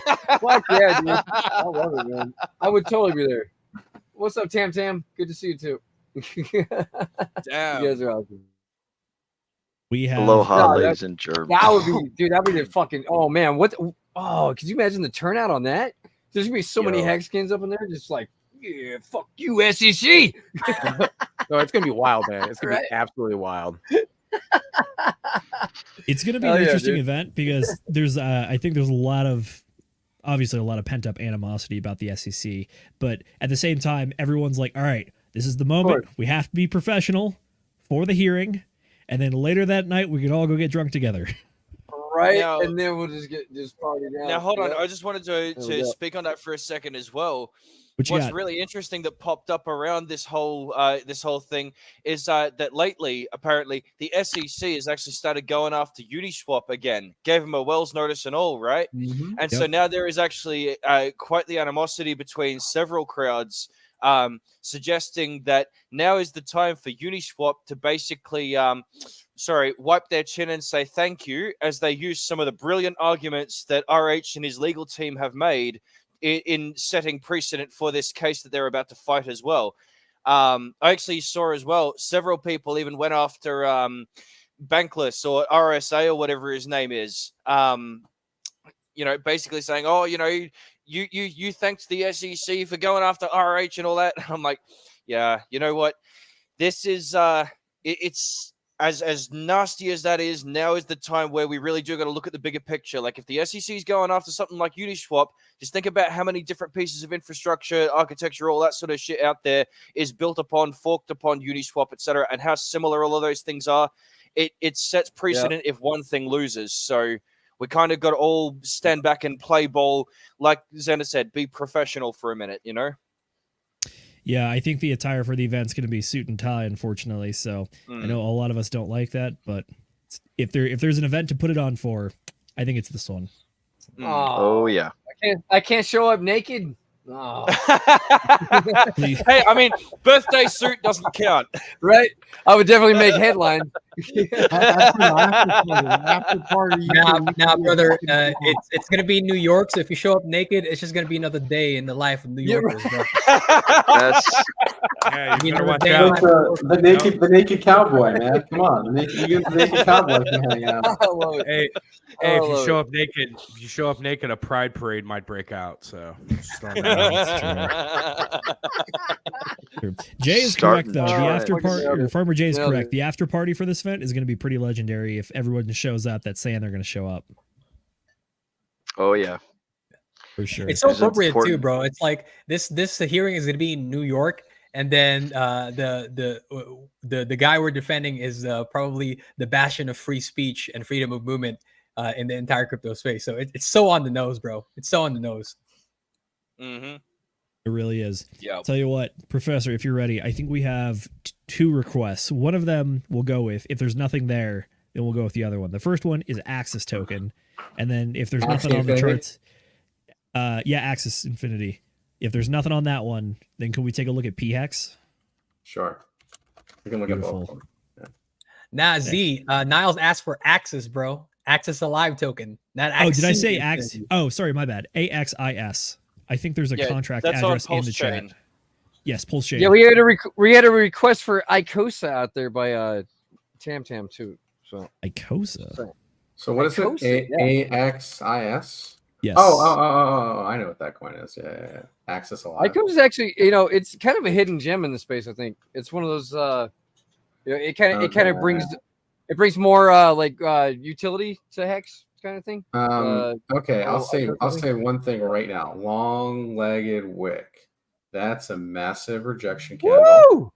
Okay, that's not a Look good at that. candle. Not a good candle. That typically breeds further downside. Typically. He said breeds. Yeah. Like they're just having babies on the downside. I love it. So yeah, here you go. So now you got the weekly bearish divergence here. This looks pretty distinct for movements back to the downside here. Unfortunately. So where it's gonna go, that's a good question. But you got a range low here at 4,000.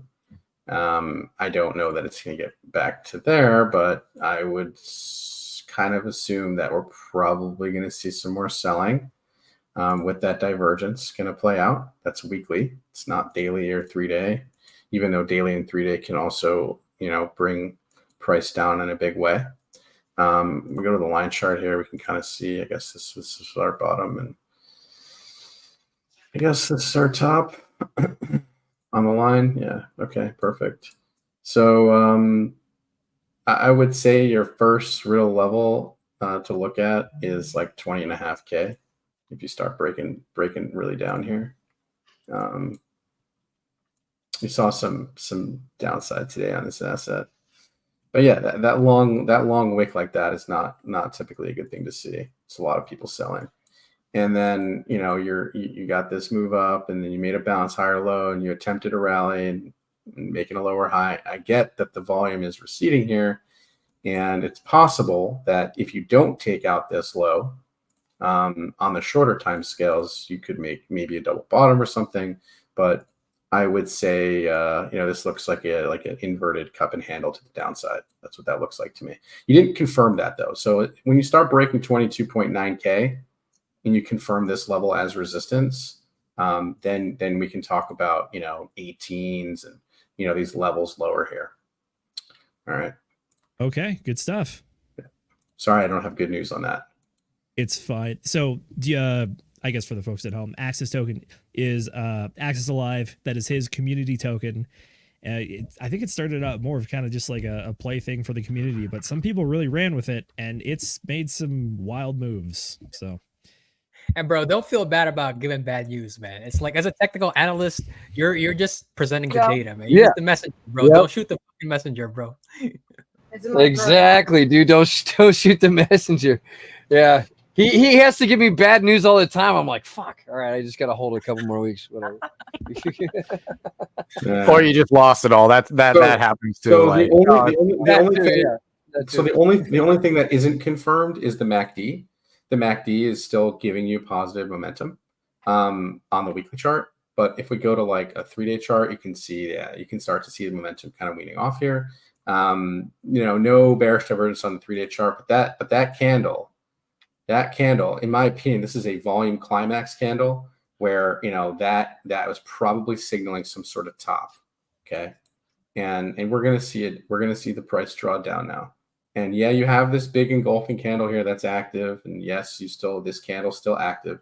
So it's fine until it starts breaking these engulfing candles, I would say. Okay. Fair enough. All right. Do you mind if we switch over to PHEX?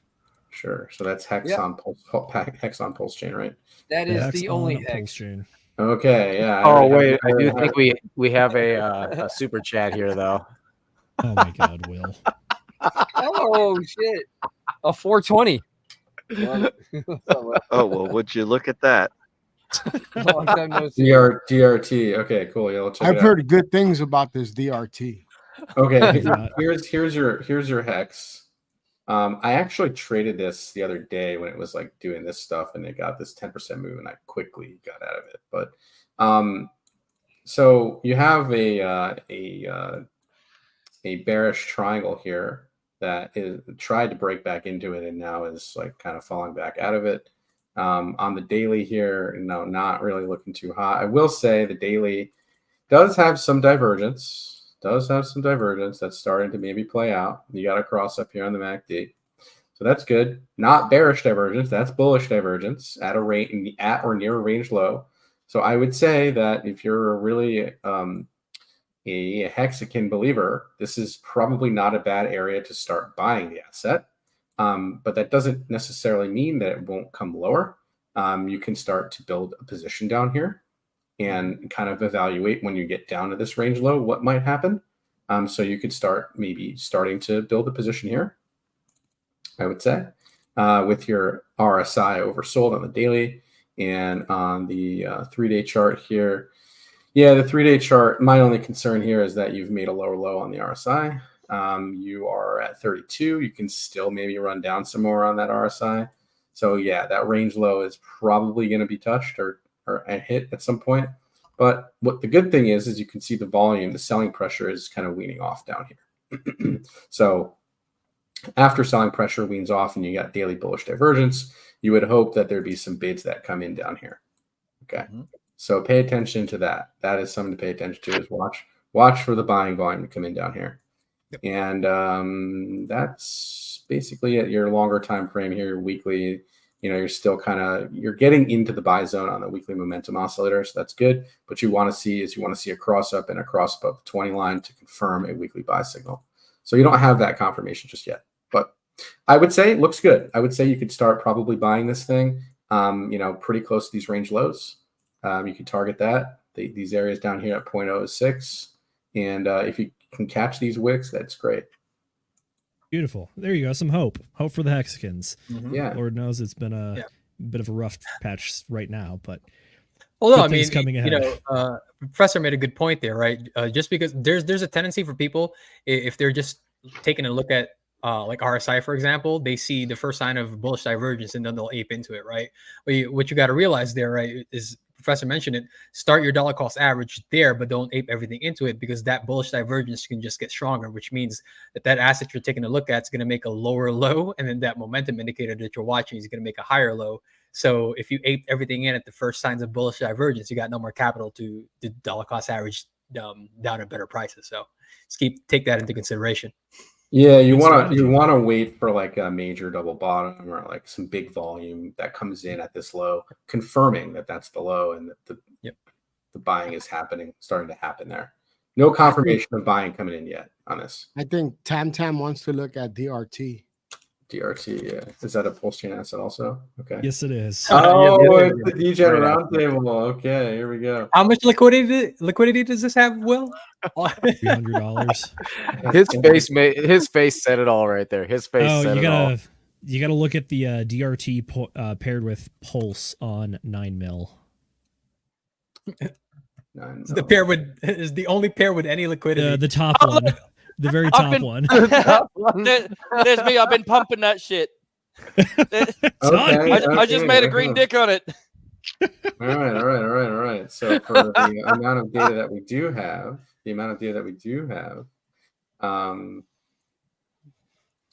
okay, we have our range high up here at 0027, And we have our range low here. We're pretty close to the bottom of the range. If you really wanted to trade this thing, you could strategize taking an entry here and maybe trading it to the top of the range, which is about a 2x. And if you end up breaking that range,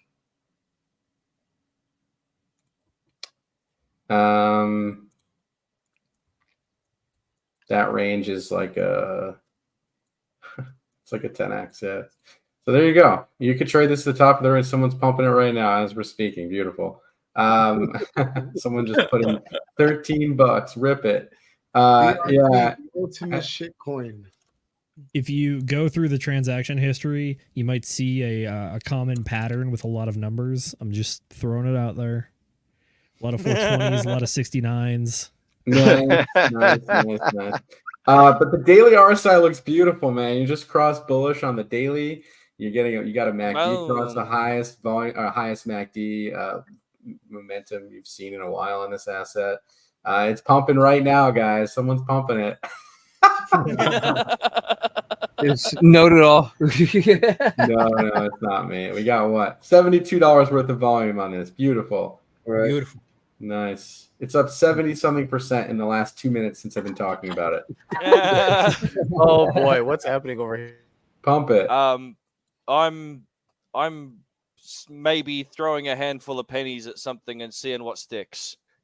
You know, the interesting thing about this is that we originally created this. It was with Sloth, and we literally did it to just show a literal show on how to make a coin, and it just became a meme for us. It just literally. Oh, that's a decent Roundtable token. That's what that is. Yeah, literally. Okay. It's nothing. I just realized it's just that. a freaking meme. BFB. Yo, I just made it 8-0. Oh, for bad. Okay. Awesome. Jesus Christ. These guys are just fucking shipping like low liquidity coins right now. That's cool. Yeah, that's fine. It's literally just that, bro. It's literally fun. Like, the cool thing about this token right here is that you're able to actually throw money in, and like I know Will and a couple of other people in our community have been doing this, but they're sort of like, they throw money at it and they watch it go up and down, and they can kind of learn how the liquidity affects the green candles and the red candles and stuff. It's actually very interesting to watch. Oh, look at that!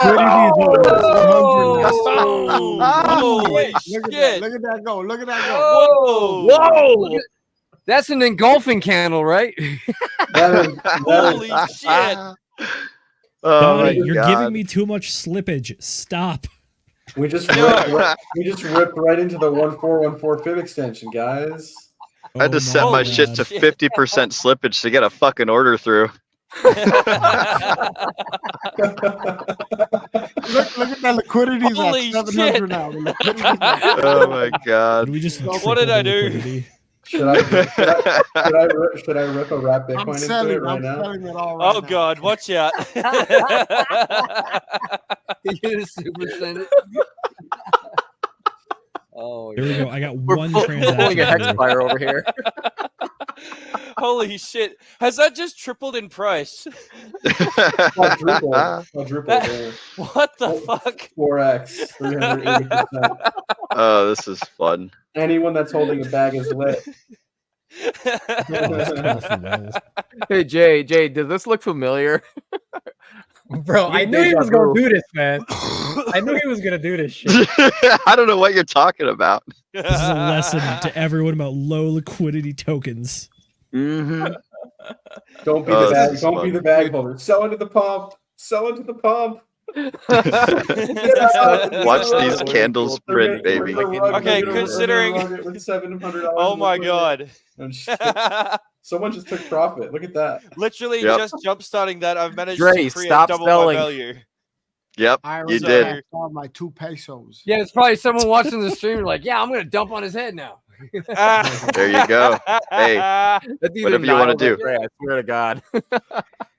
This is essentially the way that I look at it. This is essentially just a public bank account, and whoever owns coins has like access to this bank account. And so whenever one of us puts money in, anyone else could just be like, "Oh, I'm gonna take money out," or we can sit here and watch that bank account grow and print fun numbers.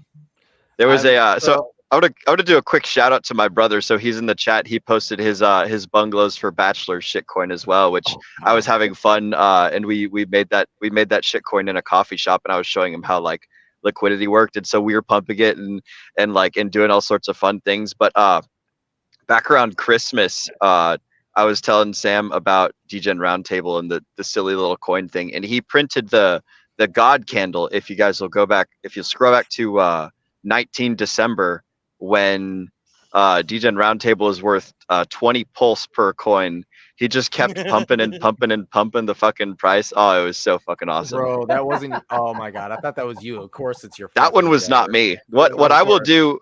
What I will do occasionally is I will pump DRT back to parity with Pulse, just because I think that it's a fun little project to do. I just like, yeah, I just get, yeah. So, oh no, secret's out. I am the DRT Poseidon, who has 42069 in one of his wallets, one of his many wallets. It's gonna break out this Pulse right now. Rip it. Yeah, So it's fun. I'm gonna try and get to 1 million DRT just for the fun of it. Like, Jesus. Yeah. Yay. Do it. Actually, full disclosure.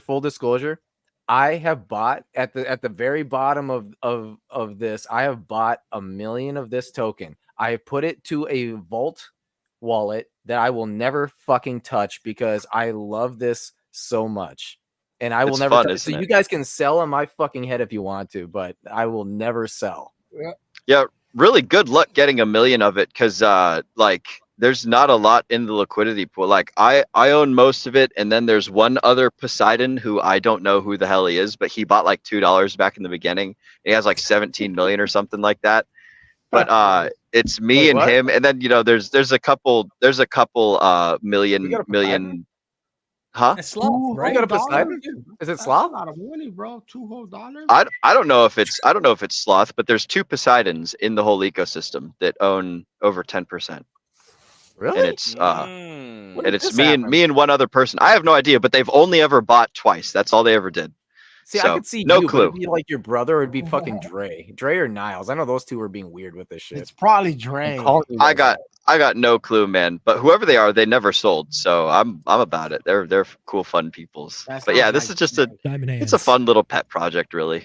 That's all. Silly little shit coins. I'm about to pump the shit out of it. You guys ready? Oh yeah. Wait! I need to get my buys in. Hold up. Donnie's like, I gotta get 1 million. Right. I'm trying to get some right now, but it says insufficient liquidity. Are you guys on? You're on Pulse X, right? No, it's on. No. Use Patias. It's on Is 9 that mil. where they go through 9 mil? Oh, Yeah. Patias. Oh, yep, that's right. Yeah, Yes, that's right. somebody also like paired us up with some other coins that I don't know anything about. So like, but really the only DEX that we're on is 9 mil. Yeah, I'm using. Okay. I'm Yeah. using Patias. There we go. Yeah, because 9 mil won't let you like do Yeah. fucking crazy price moves and shit. I'm not ripping that much into it, but it'll pump it a little bit. Yeah, have your fun. It's all just shits and giggles. This is literally like just like Nate was saying earlier, or someone was saying earlier, like we literally just were on stream. It was me and Josh and Sloth, and he was showing us how to make coins, and he was like, "Hey guys, want to make a coin? We'll make a DRT coin." And it's just like, "Oh, that'd be cool. Let's do it." And then our producer helped me get a logo, and I made the little. Oh, there we go. Look at that. Look at those green candles, boys. That's what's up. God. I feel like I want to throw some in now. I just bought the dip, man. Come on. Hey, who sold? Yeah, I just bought a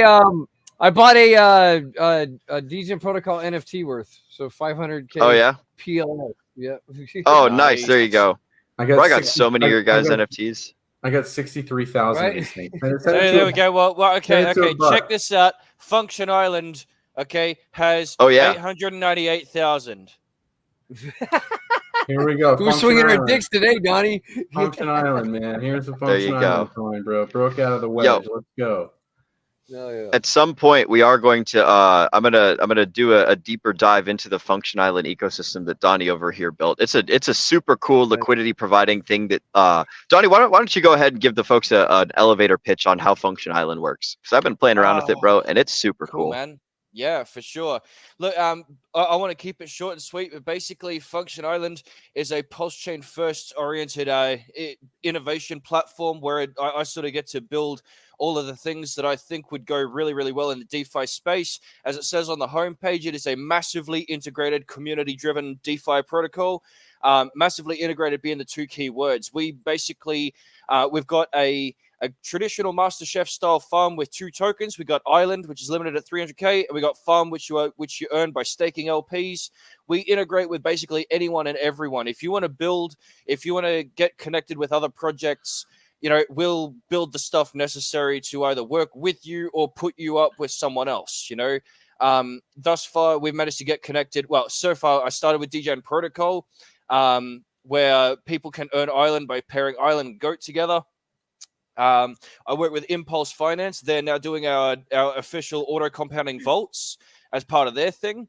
And yeah, basically the whole point is that just everything and anything that's cool in DeFi that's been done before, we're sort of doing it up and rebuilding it and making the best of it all on Function Island. That's what it is. Hell yeah, bro. Appreciate that. It's super cool. I quite like it. It's a lot of it is like way over my head, but man, it's a nifty. I think that's the biggest problem, is that I can really only describe it as, like the tagline says, massively integrated and community driven, because there are so many different pieces to it. I can't sum up everything that it does into just a few sentences, because there is literally something for everyone on that plate. Yeah. But yeah, the idea is that it all works together. It's all to serve for the good of the people, and whoever joins in, and yeah, that's really what it's about. It's just development, that I'd like to do. Hell yeah, man. Frank White says the island building on top of Goat made me so hard. Yes. The hell of a team up. Yeah. Well, I mean, I am the architect behind Goat as well, so I mean, it only made sense. Yeah.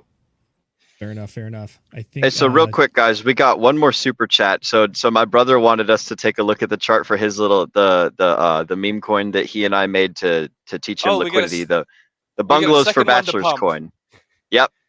We got a bungalows for bachelors. So good luck pumping this one, because actually, I can't remember, but I think we withdrew almost all of the liquidity for it. So I'm not sure. You'll definitely have to use Pateus, but I remember we were trying to get it to reach like $1 million market cap or whatever the heck. So you guys might be able to get like 1 or 2 coins, but yeah. Okay, can we take a look at this chart? Hey guys, while he's pulling that up, I'm gonna go ahead and hop out. I got a 6:00 a.m. wake up, so y'all have a good night. Brother. Keep streaming, good stuff, cool. And I'll catch you guys around. All right, we'll see you, Josh. All right, see you guys. Have a good night, man. Have a good night. Yeah. By the way, we do have one spot open now. I think we're waiting on a friend of the channel to hop on here, so we'll see if he shows up. But yeah, let's pull up this this chart. Shit. Total of 69 million. Let me take a look. Wait, what about 69 million? I just came back to There's 69 million bungalow for bachelor coin. Bro, we're just gonna get super chats of people who want to pump their fucking coin, bro. Oh no! Wow. Good luck. Yeah, see, that's the tricky thing is like now hold on. I'm just gonna put it out there and say, okay, the only reason why today anything has been done in this way, I would say, is because they are tokens relevant to these boys, to this space, and right here, right now. We're not some group that's just gonna take a token out of a super chat and pump it because you pay someone to do so, right? This isn't one of those, 100%. This isn't a get money for free thing. This is, yeah. I'm going to go ahead and say that DRT is a literal meme token where we're having fun on stream right here, right now. We're having. You probably should not buy it for real. We are having fun. Don't make it weird for us. Yeah. Right? Let me see. You're gonna make it weird, bro. So this coin is putting in a reversal right here on the 15-minute chart. It's got about $100 worth of volume coming in on his channel. Wait, Prof, share your screen, bro. I am. Yeah, I am sharing my screen. Mrs. Producer, if you would be so kind. Ah, there it is. Look at that. Look at that. All right, let's go. All right, man. So top of the range is 15 cents. You're looking at a 15x, man. Bruh. Oh my God, Sam, what have you done? Jesus Christ. Wow. We're going. Oh, we're paired with DRT. Look at that. Oh, look at that. This is So the like a- bots will start jumping on that and rebalancing in a second. You know, Yeah, I do gotta say something here that's really nice about this, right? It's almost like an example. You can create your own token and throw your own money into it to watch how liquidity works, to be able to pump your own bags and then rug yourself, right? You can see how it works. The trick is if bots buy your coin before you're able to finish your whole thing, then congratulations, they get a little bit of your money. So be very there are bots that go out. Like I've noticed that a lot of the times, like when I'm fucking around with DRT, like I'll be tracing some of the wallets and it's like, what the hell is this wallet? Like they don't do anything. And then like it's just some weird voodoo shit that I don't understand. And then it's like, oh dang, some of my money's gone. U.S. government taxing Yeah. shit. Yes. Be very DRT to careful for it. $1. Let's go. Oh man, I hope not. That would be, Bro. or well, you know what? Whatever it does is whatever it does. But like seriously, you guys should probably not buy it. Do not buy it. That's my advice. Yeah, the founder has publicly stated that there is no white paper and there will be no audit. So Yep. do with that what you will. Although I do believe the only use case that there is for DRT is that that's the currency by which I accept consultations or whatever. Whenever we decide that we're becoming official and I'm doing some stupid little consultations where I basically tell you to don't sell ever, and that's pretty much my whole consultation. Is it's paid for in DRT. So that's the only thing you guys can do with this stupid little coin. 100% of his consultation is miles. At least it's no Stratton Oakmont, okay? So just No white papers, just rug papers. Nothing. If you click on the Telegram link, it just takes you to the DGen Roundtable Telegram. So there you go. Oh man. I love this. Well, listen, everybody. Thanks for hopping on. I gotta hop off as well because I have an early morning and I gotta get some sleep. But it's been super fun DGenning with you guys, buying these shit coins and looking at charts and everything. I want to say thank you to Mr. Know-It-All, to DGen Protocol Black Sheep, and to Dev Donnie and Jay for hopping on and being some fantastic guests on our Whiskey Wednesday. For my regular panelists, I'll see you guys on the flip side. Everyone else, peace out. We'll see y'all later. All right, cool. Later. Beautiful. See you, bro. Are we calling it here? It looks like we're going to be calling it. I think that was interpreted as a bit of a sign off. Yeah. Not quite. Just for Will. Will. I mean, well, Sheep's gone. Who's getting back in here? Hold up a second. Asian Jay, are you on Telegram, Asian Jay? That wasn't the end. So you guys, we are. I'm still good to go. We are all in the DRT Telegram group. So the entire team is. If you guys want to find us, we are in the DGen Roundtable Community Telegram group. So yes, sir. And an easy way to get access to the Telegram group is go ahead and scan the QR code over there. How you do it? There you go, pointing in the right direction. You know, I got a shot. Is this the one with 8? Is this the one with 8 members in it? No. I think there's only one member in there, if I remember correctly. I think we just hit we're over 200. Oh shoot, we're at 264. Yeah, we are almost at 2. Yeah, we're almost at 270. Uncle Z's the only one in there. Oh, Uncle Lee. Wait, what? No. So the QR code that's right down there. That's our roundtable. Mm-hmm. We got. Apparently, there's a lot of people using the DGen name around this space. That's how we kind of bumped into Black Sheep a little bit. Yeah, so DGen Protocol happens to be like I swear like a mirror image of basically us, which is the DGen Roundtable, and you guys just do everything. Oh, such a perfect blending, I swear. I mean, yeah, we just kind of chill out. We have our experts in their corners, and we support the community. We've got our tokens and all that. Yeah, I mean, I only signed on like maybe 2.5, maybe going on 3 years ago, and like seriously, it's been really, really cool just to see how it's grown as well. protocols evolved as well. Like the DGen protocol was an entirely different beast before we got to this point. But yeah, It's interesting to talk about because like we're definitely changing as well. Like we're expanding Yeah. majorly. Like Jay, do you want to go ahead and say something? But yes, we have definitely expanded a bit, and one of the first things Yo, that we've jumped into is Sheep's backstage too. Perfect. Let's get him back on here if you don't mind. he's like, "Oops, I pushed the exit button." Too Yeah, quick. my bad. I thought the stream was over. I thought we were just fucking calling it a day. So No, yeah. That was just Will signing off. it's funny 'cause it's still streaming on everything I got too, though. So I just hopped out. I had to take a piss break. Yeah. Hey, yeah, there you what go. else? What are we all drinking tonight? I just got my pussy wine. What do you guys got? I got my standard You got a Brookvale fucking bottle of- Unions. Fucking Nick McGetty's got a big ass bottle, I'm sure. No. So I've got sparkling ice, which is what No I would have TLC, said. bro. I would have said What that. kind of pussy but- shit but is that? then, I thought my some- wife. some I thought my pussy son or orange home mango. was fucking. That honestly, okay, hold on a second. That honestly looks like a disguise bottle. No, Just- no. Here's the story. Okay, so you ready for this? I'm going to give you the real story. Okay, so this is what it would have been, but then all of a sudden, Mrs. McGettit happened to, because I haven't had alcohol in the house for several days now, and all of a sudden, Mrs. McGettit's like, "Oh yeah, I need to go get groceries," and so I'm like, "Oh, I'm just gonna have this because we don't have alcohol," and she's like, "No, I went and got a bunch," and I'm like, "Oh." Oh, there we go. Oh, Tito's. okay. All right, we're good then. We're good. Oh shit. Man, see, that's what a good woman does for you. Nice. Right.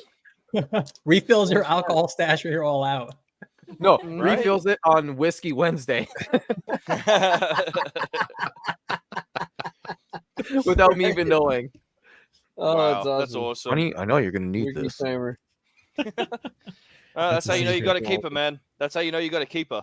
True, Yeah. true. Yeah. Black Sheep, I'm glad you hopped back on. I had a question I wanted to ask you. So What's up, bro? specifically for the Pulse Wars, we have entered the phase where people can claim team names now, and I believe DGens is an available one. Yeah, Has, it is. Have Absolutely. you heard Yeah. any word on how that's going? How many people are claiming it? I haven't actually looked at it in the last couple of days, but yeah, it was. I think we had. Let me see. Let me check. I know Crispy Man got a few of the NFTs, so he's very into the fantasy football trading kind of deal. So I'm curious to see where he Okay. ends up going. Axis has his own tag on there, so I have a feeling he's probably going to jump into that one. But I got 3 of them myself, Nice. and I was thinking about splitting it. I just love it. I love the whole thing, man, because it's just we're all just doing our thing, and whoever we fucking decide to jump on board with, it's cool. It's just community driven awesomeness is what I love about Pulse Wars. It's cool, man. I don't know. I'm pretty sure you guys feel the same way. It's kind of cool. Yeah, I'm a little I love bummed that it hasn't just completely sold out yet, but that's Yeah. fine. We're still gonna have a blast Yeah. ourselves. All right, But so it that's why looks I'm like, Ali, come back on the stream. Let's sell these out. Come on, let's go. exactly. He was doing a No, good it's cool, man. he was doing a good press tour, I gotta say.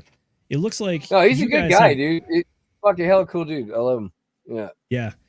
Um, He's over in Ireland, if I'm not mistaken. So bit of a time Yeah, change Ireland, to yep. hop on all our Yep. streams, but super. Oh, glad to yeah, have I him. know. That's the only thing that sucks is he's in a different. Well, I mean, but Donnie's in a different time zone too. So That's the That's thing. right. Like, fucking, there was Yeah. actually a time, I shit you not, I'm actually. where Yeah, shit I'm actually in ended up- in Australian time, by the way, guys. I don't know if you knew this, but I was just about to say about that Yeah. too. Like, you've literally flipped your calendar or clock upside down. I so did, that way man, you- because you're- I you're don't sort get of, like, on early in the time with morning me, you anymore. know? I'm like, I'm sleeping in. I'm getting on when Donnie gets on. Fuck it, let's go. You're arguing like a married I mean, couple over there. but at like, the same time, Yeah. at the same Pretty time, much. it's just worked so kind of well because, like, now we've actually got the hours to work on shit, you know? And that was Yeah. crucial, especially when we were getting Oh. Goat Token and the feeder going, you know? Like, Yeah. Now that things are running and it's just maintenance mode, it doesn't matter so much. But we're married, but Donnie's still not my type. So hey, you ain't that rich. You might be pedo rich, but you ain't that rich. Oh God, no. Fair enough. Tell you what, boys, This we're is what coming happens up when on. you get the DGen protocol and the DGen roundtable together. Oh, yeah, dude. This I love happens it, with dude. so many of the people that we bring on. Is that we Monetization just keep out going. the window. Yeah, it's gone today. That happened the second we brought on Farmer Jay. Yes, I'm talking to you, bro. No, we got demonetized first episode, bro. Oh, I believe it. I fully believe it. I know. All right, gentlemen, we're coming up on 3 hours here. I want to Sure. toss it over to you guys. If you have any last topics or things you want to chat about, throw it out now or forever hold your peace, or at least for the next 2 weeks until we do this again.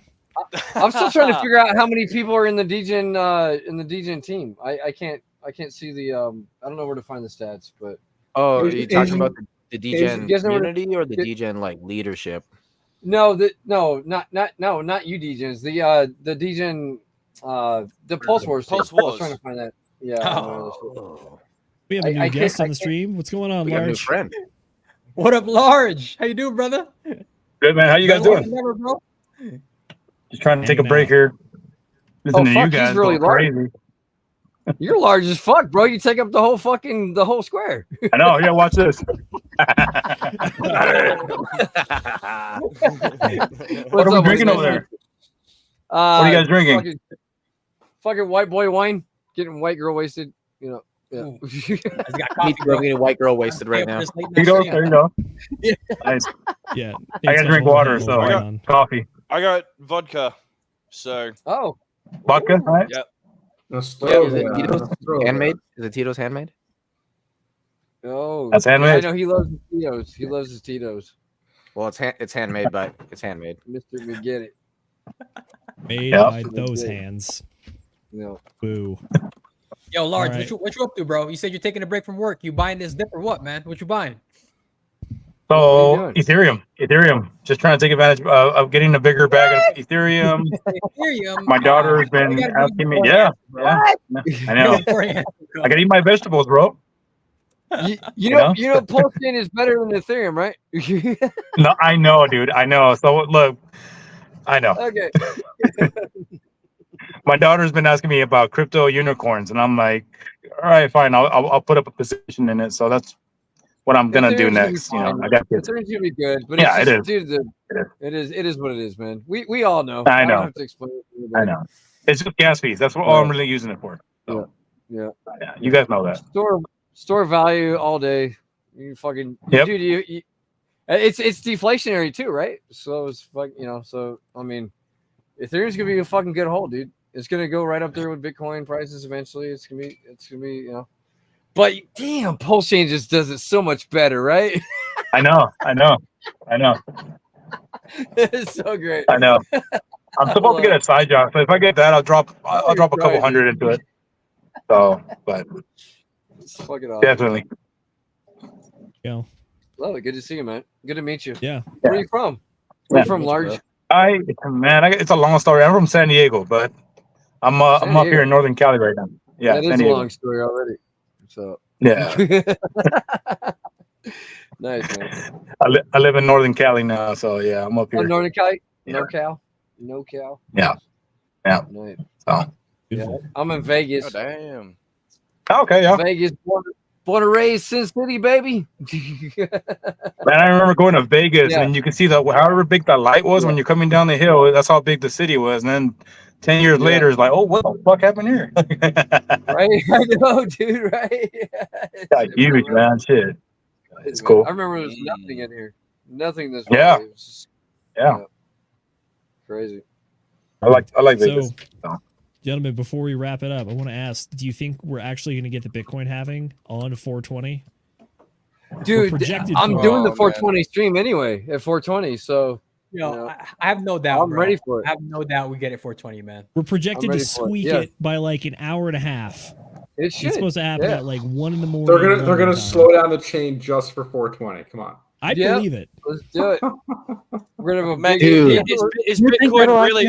Is They're gonna Bitcoin go- really run by that many potheads though? Like, Oh yeah, totally. It's a meme. It's not even pot. It's just a meme. The memes. It's freaking. This is why traditional finance has refused to get into crypto space because of us degens memeing the fuck out of Wait, things. you mean to say that immaturity is 420, absolutely a let's factor? Yes. Yes. And I that's fucking why love I it. continue. That's why we'll never touch You know what? traditional markets. They Hey, can all you know suck what? My dick, dude. That right there might just be an untapped market, and we need to get some people on this fucking ASAP, right? There's the volatility index, there's the market cap, whatever's, right? What about the fucking immaturity index? That would be a bull season fucking, whatever indicator like no other. Exactly. Dude. When shit just keeps getting increasingly more ridiculous and more stupid, like you know that something's about to go. When you got Pepe, and then you got Pepe's pulsing penis coming, and you're like, come on, dude! Like, there's so many great opportunities. Yeah, this is gonna be great. There dude. you go. Yeah. Yeah, the immaturity index. Fucking let's do that. For the average outsider looking into the crypto space, it definitely is a bit odd. I heard like the best way to summarize all the memes that float around the crypto space is that it's a combination of like immaturity and nihilism about like traditional finance. Right. So if you're coming from that world, it's probably like these guys sound real depressed. Z, dude, are you saying that we are so depressed we can't be rich boomers that we just decide to make jokes and buy dick with butt coins? Well, no. They cry over their 5% loss in the S&P. Meanwhile, the meme coin traders are just glad they didn't completely rug. See, they cry about a 5% loss. We get a 20% loss, like a kick in the nuts. Like, bring it on! I know, dude. Oh Thank my you, sir. god! May I have I know. another? I will sell it at 20% loss. I'm good with it. Right, dude. Like what always surprises me about the crypto realm is we're like 2x. Don't care. Oh yeah, people had a bet for a 2x. In traditional finance, they're like, oh my god, 40% increase. I know, Right? dude. It's so funny, dude. It's so funny. It's like, God, we could get that. We get that like every day over here. It's fucking great. You can find it somewhere pretty much every day, and that's the wild thing. Every day, you guaranteed to find it somewhere here, and that's the beautiful thing about crypto. And yeah, that's why I'll just never go anywhere else because this is my home, dude. Like, I don't know anything else. I mean, it's either that or the sunk cost fallacy. We're already in this deep, so why back out? Right. Exactly. What do you think, Note It All? What are your final closing statements? Are we ending the stream soon? Or are we going 4 hours? Yeah. We're doing closing out now. I'm thinking to offload my entire wrap Bitcoin position right now. Is what I'm thinking to do. Oh, he's bearish. He's bearish. That's what me and the professor are talking about right now. Jay, what did you reveal to the professor that maybe he needs to offload? No. We're just talking about levels that we're looking at for Bitcoin, right? So we were talking, like I was talking about how the 111 day is the next major area of support for Bitcoin, right? The 55K area. If we lose that level, then that next chunk of price action at around 53 to 50,000 is probably where you're gonna get your support. So if we break down below 60K for Bitcoin over the next few days to like over the next week, it's gonna take the rest of the alts with it, which means if you're gonna take a look at exiting a position right now, this is probably the time to do it, right? If you want to buy it lower. So what interests me, guys, is if Bitcoin just tanked and now wrap Bitcoin is on Pulse Chain is tanking, like, isn't there's kind of a correlation there, right? A little bit. Well, hold on. Not really. You can do, right? I mean, not really, because and this is where I'd say not really. Okay, I think if Bitcoin started to dip, the only reason why wrapped Bitcoin and Pulse Chain would start to dip is if people did believe there was some kind of link. But remember, there's not, right? There's not. Yeah. The only real link that they Not have. yet. Supposing, okay, let's think about it. Wrapped Bitcoin is kept in custody by BitGo, right? And they issue the ERC20 or whatever. It's BitGo or Paxos or one of them, right? They issue the ERC20, and thus they have an admin key that is able to control what is and is not able to mint tokens into existence when they have the collateral to back it, right? And that's just how that company operates. That's like, CeFi crap.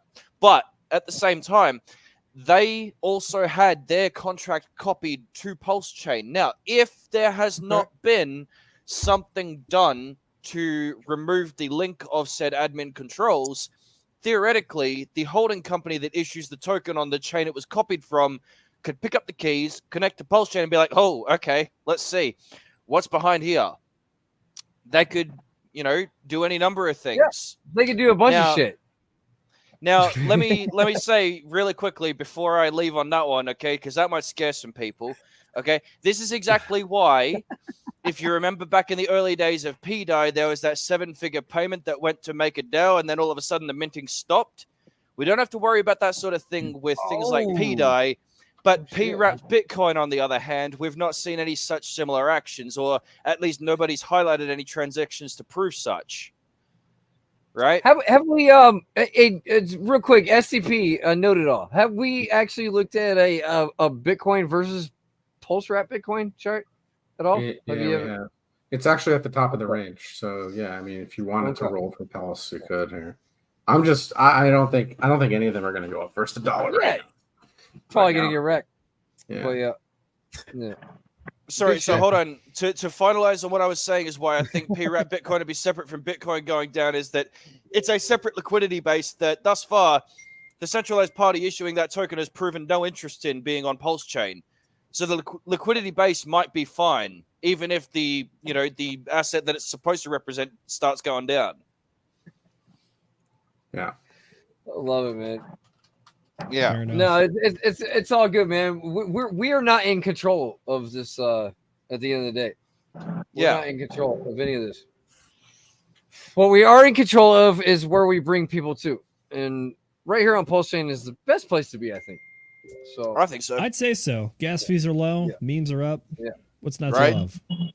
Fucking do. True. Alrighty, gentlemen, we're going to go ahead and go through the wrap. Large, I apologize that we brought you on and then we pretty much rugged the stream 10 minutes later, but we still love having you. Okay. Is there anything you want to Is there anything you want to shout out or let the people know where you're at? No, yeah, same position like you guys, degenning on everything, trying to keep my positions in it for the long ass haul, no matter what. Not giving a shit. Fucking. Oh, so what? Hex goes down. Ooh, big fucking deal. I mean, woo! You know what I'm saying? Fucking put $2,000 on fucking DeFi Kingdoms, $200 on my fucking account about a year later. Fuck it, let's fucking go. You know what I'm saying? But you stay in there long enough, bam, baby, that's where you get it. You hold it, keep it, you take it, liquidity pool, talk to you guys, we'll figure shit out. So bullish overall. Perfect. Thanks for coming on, sir. brother. Really appreciate it. Good talking. Hey, thank you for inviting. Alrighty, Black Sheep, all you, brother. Where can we find you at? You know where to find me, babe. Crypto Black Sheep / Crypto Black Sheep on YouTube, but we got our DGen _ it's 2 underscores in protocol because somebody stole the underscore. Yeah, so we have 2 underscores. That was DGen _ protocol on Twitter, and just find us at t.me DGen _ protocol on fucking Twitter, dude. Or you guys sorry, are voice Telegram. Telegram like, all the it time. is so hard to fucking talk on Whiskey Wednesday because we're always fucked up all the time, dude. Like, what the fuck, dude? Let me get it. Let me get the wrap up. Bring it home, Donnie. Bring it home. Right. So find us on Twitter, DGen _ protocol. Find us you're on doing Telegram, so much better. DGen _ protocol. Yes, I do. Right.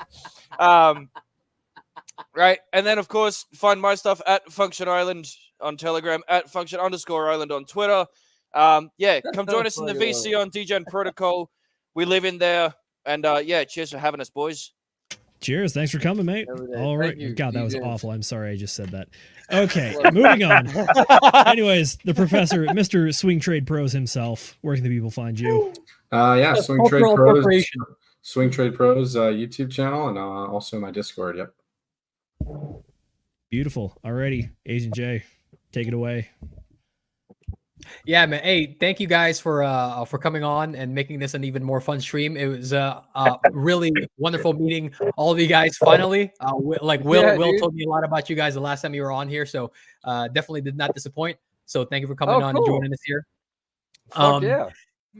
Yeah, bro. And For everybody that's joining us on this live stream, as always, thank you for joining us here. We know that you could be doing anything else, but you're here with us on this wonderful Wednesday evening. We know that time is your most valuable asset, so we do appreciate that you spend some of that time here with us.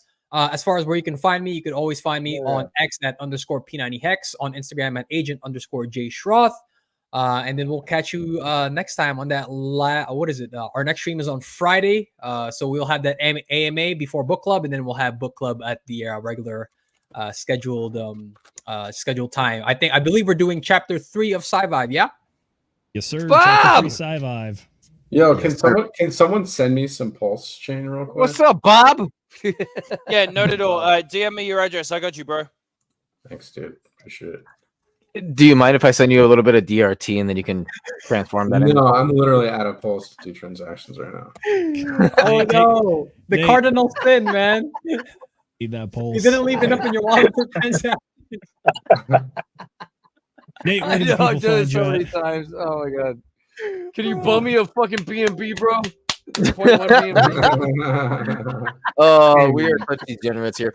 Yeah, I'm not gonna lie. Oh, man. The Degen I love it. Roundtable and the Degenerate Protocol are basically just two peas in a pod over here. We are basically, greatest links together. Yeah, we're kind of the same stream, but just bundled up into one. Dude, it's amazing. I love you guys. You guys are awesome. Zenith, it was so great meeting you, dude, in Vegas. Like, Yeah, dude, we had an absolute blast. I'm like, I know that guy. Wait, oh wow, oh I didn't know this was this guy. Okay, it's so cool, man. I love it. I love it, dude. No, it was really I mean, every time I meet everybody in Vegas, it's a very humbling experience because you get to actually get the personal experience with these people behind the scenes, and it's you're not gonna get that anywhere else, man. Oh, RH Max, I see RH Max out there. Holy shit. Yeah, Oh, no, shit. shout out to I our met him Max, too, man. we got met him Bob too, LeGuy man. Bob LeGuy in here as well. Just Like- fucking great people, dude. Just such That's right. badass motherfucker, dude. Hey, they All pop day. in right after RG. I still have, dude. I just found out today. I still have fucking RG3's fucking Hex fucking 55. I'll pawn it off if you guys want to fucking buy it. I'll to the highest bidder. Just give it to me. You know you want to. He let it, dude. RG3 left his jacket from the You have what was RG3's that? jacket? Yeah, I have the RG3's conference? jacket in my shit. Yeah, and not from the conference, from the Hex 55 or the what do you call it? The fucking damn it, the movie they did, the Highest of Stakes. Oh, Sorry. Highest Stakes. Yeah. Shoot, we'll Highest have to of do Stakes. like Yeah, a- it was this do like little a- jacket from the Highest of Stakes. I'm like, does anybody know who the fuck this is? He's like, oh, oof. I love We'll it. community auction or something for that. That'd be kind of fun. Yeah, I know. It would It actually could, be it fun, could I'm go not for a gonna lie. lot of money, right? For my sure. God. All right, boys, It's let's safe. It's safe, let's keep dude. it going. I love Nate. I love RG3, man. Nate, where can the people find you? Agreed. But yes, you can find me on my link tree, which I just posted right now. I am doing consults for those who feel like maybe they're falling behind, but these are the absolute most perfect prices to allocate your portfolios between coins that are pumping and you've got a lot of good gains and coins that are going to pump later but are currently not. And so if you want some tips on that, go ahead, get into a consult with me. It's right there with the link tree. I'm helping out a lot of people right now. But yeah, no, we're having a good time over here. Again, thank you guys for joining. Y'all are fucking awesome. I'm not gonna lie. And it's a fucking good time. We are probably at a record for the longest stream since we started. And it's all because of you guys. You guys literally stream bombing us. I blame you, Crypto Sheep. We got raided. We got raided. Oh, probably twice. literally. Yeah. Well, yeah. Oh, yeah. Because we're streaming on my shit too. So you're welcome. Yeah. Alrighty. Speaking Hell of which, yeah. I got the last Oh, yeah. shout outs for everybody in here. First off, Last Laura, Yeah, go we got Zenith. you. He was Aloha Degenerates. We got Hexican Lost in Asia. He says, serenade me, Choco Tainto. This is the alpha. So he appreciated what Josh was saying. We got Funkmaster Hex. Ladies and gentlemen, good evening. Good to see you got that drink as always. And we got, who's this guy? I think that's Donnie. Yeah, Donnie got in here early before he hopped on the stream. I think After that's that, we some got- sort of Australian, if I remember correctly. It's a different language. I can't translate Yep. that. Next up, we got Ricky Paul Music. Yeah. Says, hey. Good to see you, brother. After that, we got another, I think this is a DGen Protocol gang. We got Cookies and Crypto. DGen Protocol meets DGen Roundtable, and we are eating good. Absolutely. Yep, that's it. Crypto MILF. Interesting spelling on that one. Good evening, gentlemen. Good evening to you. And we got good friend of our channel and just a homie overall. US Crypto Boogie saying, sup, monkeys. Good to see you, my man. We got Forever Hustle. Where will it be? I think this is in reference to the Richard Hart stuff. So that would be Brooklyn, New York City, or Brooklyn, New York, October 24th. Be there, be square. It's probably going to get wild.